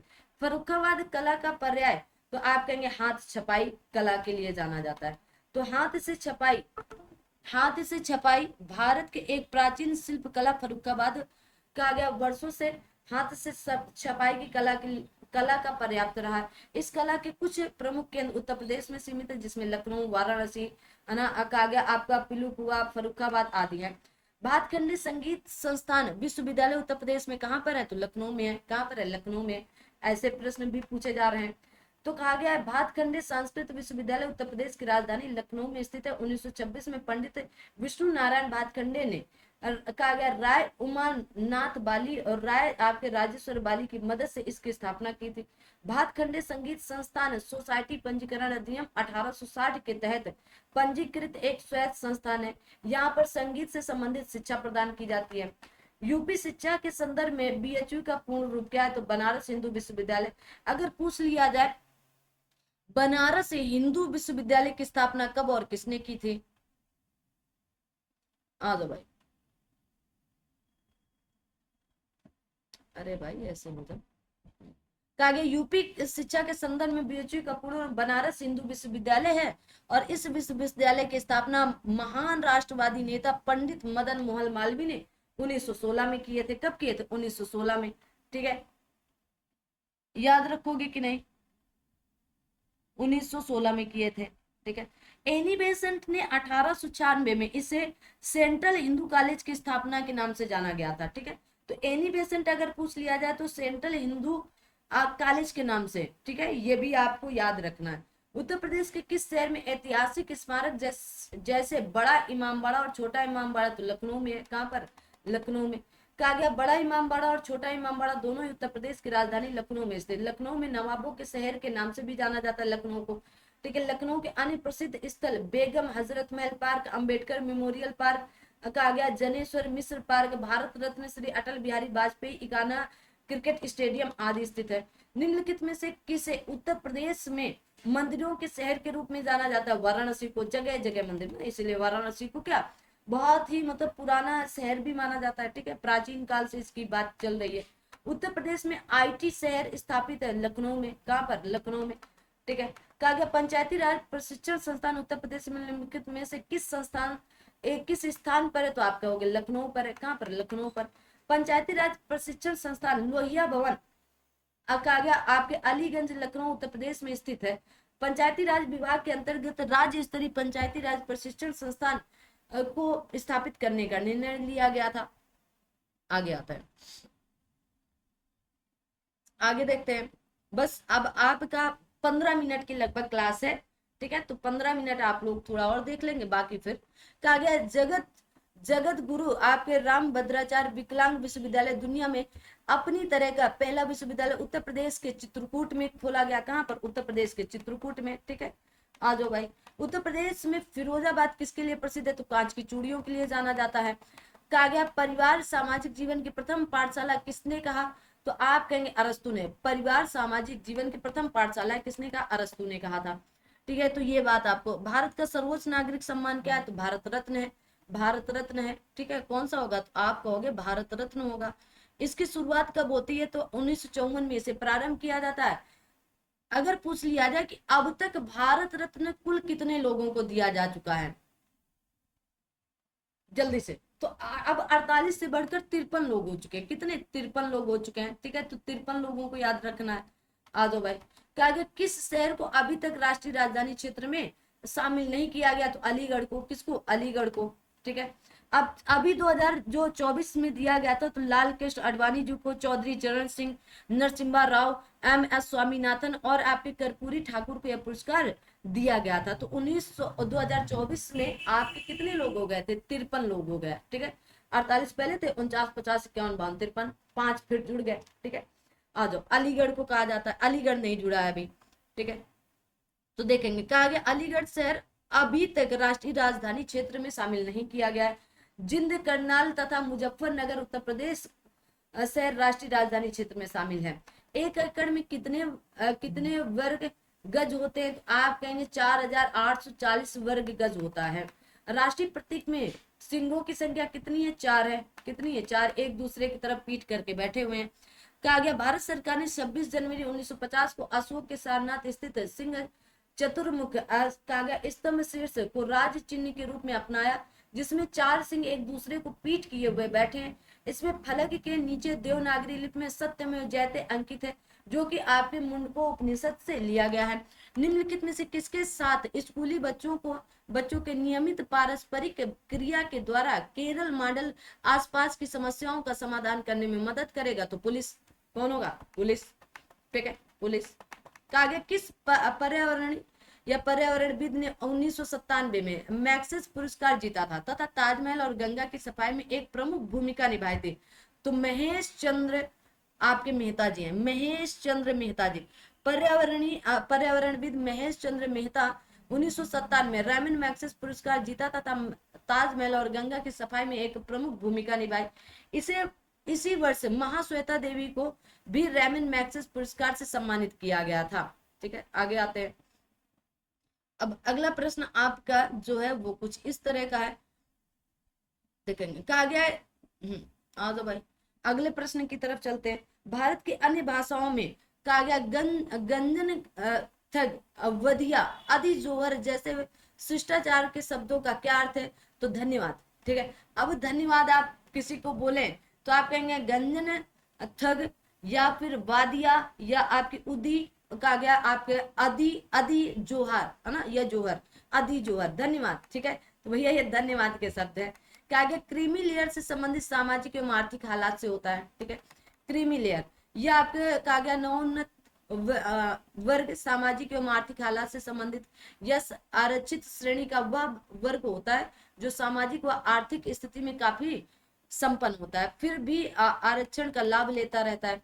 कहा गया लंगर की परंपरा किसने आरंभ की थी? तो गुरु नानक जी ने। किसने? गुरु नानक।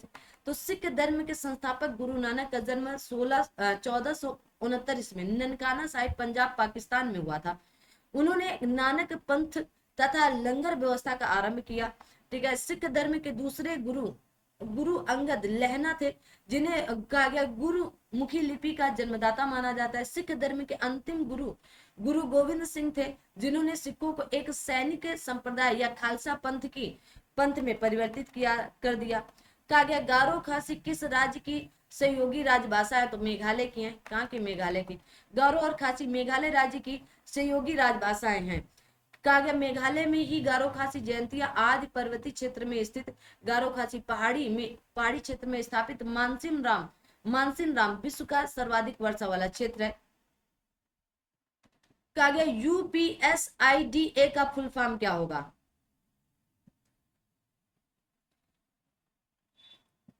यूपीएसआईडीए का फुल फॉर्म क्या होगा? बताओ। उत्तर प्रदेश राज्य औद्योगिक विकास प्राधिकरण है क्या? कहीं उत्तर प्रदेश राज्य औद्योगिक विकास प्राधिकरण। ठीक है, आ दो भाई। तो ऑप्शन नंबर ए ही सही था। तो यूपीएसआईडी तो उत्तर प्रदेश राज्य प्रौद्योगिक कहा गया उत्तर प्रदेश राज्य औद्योगिक विकास प्राधिकरण। ठीक है, या उत्तर प्रदेश स्टेट कहा गया इंडस्ट्रियल डेवलपमेंट अथॉरिटी। इससे पूर्व इसे यूपी राज्य औद्योगिक विकास निगम के रूप में जाना जाता था। या उत्तर प्रदेश सरकार के कहा गया तत्वाधान में एक सार्वजनिक क्षेत्र का उपक्रम है जो राज्य में औद्योगिक बुनियादी ढांचे के विकास का नेतृत्व कर रहा है। इसे वर्ष 1961 में उत्तर प्रदेश औद्योगिक क्षेत्र विकास अधिनियम के तहत स्थापित किया गया था। इसका मुख्यालय कानपुर नगर में। पूछ लिया जाए कहां पर है? कानपुर नगर में। कहा गया ईईटी का पूर्ण रूप क्या होगा? तो आप कहेंगे इलेक्ट्रॉनिक फंड्स ट्रांसफर। ठीक है, इलेक्ट्रॉनिक फंड ट्रांसफर। ठीक है, तो देख लेंगे। कहा गया महाकुंभ मेले की तिथि खगोलीय रूप से सूर्य चंद्र और कहा गया बृहस्पति की स्थिति का अध्ययन करने के बाद निर्धारित की जाती। तो बृहस्पति होंगे, बीच में कौन होंगे? बृहस्पति। सूर्य चंद्रमा और बृहस्पति की स्थिति का अध्ययन करने के बाद निर्धारित की जाती है। ठीक है। 2025 में महाकुंभ मेले का आयोजन प्रयागराज में हुआ, भगदड़ भी हुई, लोग मरे भी, है ना, आप देखे भी। ठीक है। कहा गया NFWP का तात्पर्य national food for work programme, national food for work programme. कहा गया national food for work programme से को केंद्रीय ग्रामीण विकास मंत्रालय 14 नवंबर 2004 को लॉन्च किया। कब? 14 नवंबर 2004 को लॉन्च किया गया। ठीक है, ये लास्ट स्लाइड है आपकी जो चल रही है, ठीक है ना। फिर इसके बाद आपका जितना स्टैटिक जीके था वो समाप्त होता है। तो आ जाइए देख लेते हैं हम लोग, 2-4 क्वेश्चन और बचे हैं आपके जो भी हैं, ठीक है। तो चलो, सेशन को लाइक शेयर नहीं किया तो कर देंगे, और अगर कर दिया तो कोई बात नहीं। कहा गया GMT का पूर्ण रूप तो ग्रीन विच मीन टाइम होता है, ठीक है, green which mean time. GMT का पूर्ण रूप Greenwich mean time, Greenwich London में अवस्थित है। ग्रीनविच में स्थित रॉयल आपके कहा गया ऑब्जर्वेटरी से GMT का निर्धारण होता है। यहाँ से 0 डिग्री देशांतर या प्रधान मध्याह्न रेखा गुजरती है, ठीक है। कहा गया बैंक ऑफ इजराइल हाल ही में ICCR में शामिल हुआ। ICCR का नाम क्या? International committee on credit reporting, ठीक है, याद कर लो भाई, 2023 में पूछा गया है। कहा गया भारतीय संविधान के अनुच्छेद 19 में कौन सा अधिकार शामिल है? वाक एवं अभिव्यक्ति। कहा गया स्वतंत्र का अधिकार, मतलब हमें बोलने का अधिकार, हमें अभिव्यक्त करने का अधिकार। गुस्सा होते तो मुंह फुला लेते, खुश होते तो मुस्कुरा दे, तो अभिव्यक्त कर रहे हो ना। कभी कभार केवल ऐसे मुंह टेढ़ा देते, ठीक है जाओ, है ना, ऐसे मुंडी हिला देते, तो हम अभिव्यक्त कर रहे हैं। कहा गया भारतीय संविधान में अनुच्छेद 19 एक के अंतर्गत 6 स्वतंत्रताएं प्रदान की गई हैं। इनमें से वाक्य एवं अभिव्यक्ति की स्वतंत्रता अधिकार भी शामिल है। वर्ष 2023 के लिए 78वीं संयुक्त राष्ट्र महासभा की थीम का क्या नाम था? वर्ष 2025 के लिए संयुक्त राष्ट्र महासभा की थीम का क्या नाम है? तो आप क्या बोलोगे? कहा गया विश्वास का पुनर्निर्माण, वैश्विक एकजुटता को फिर से जागृत करना, ठीक है।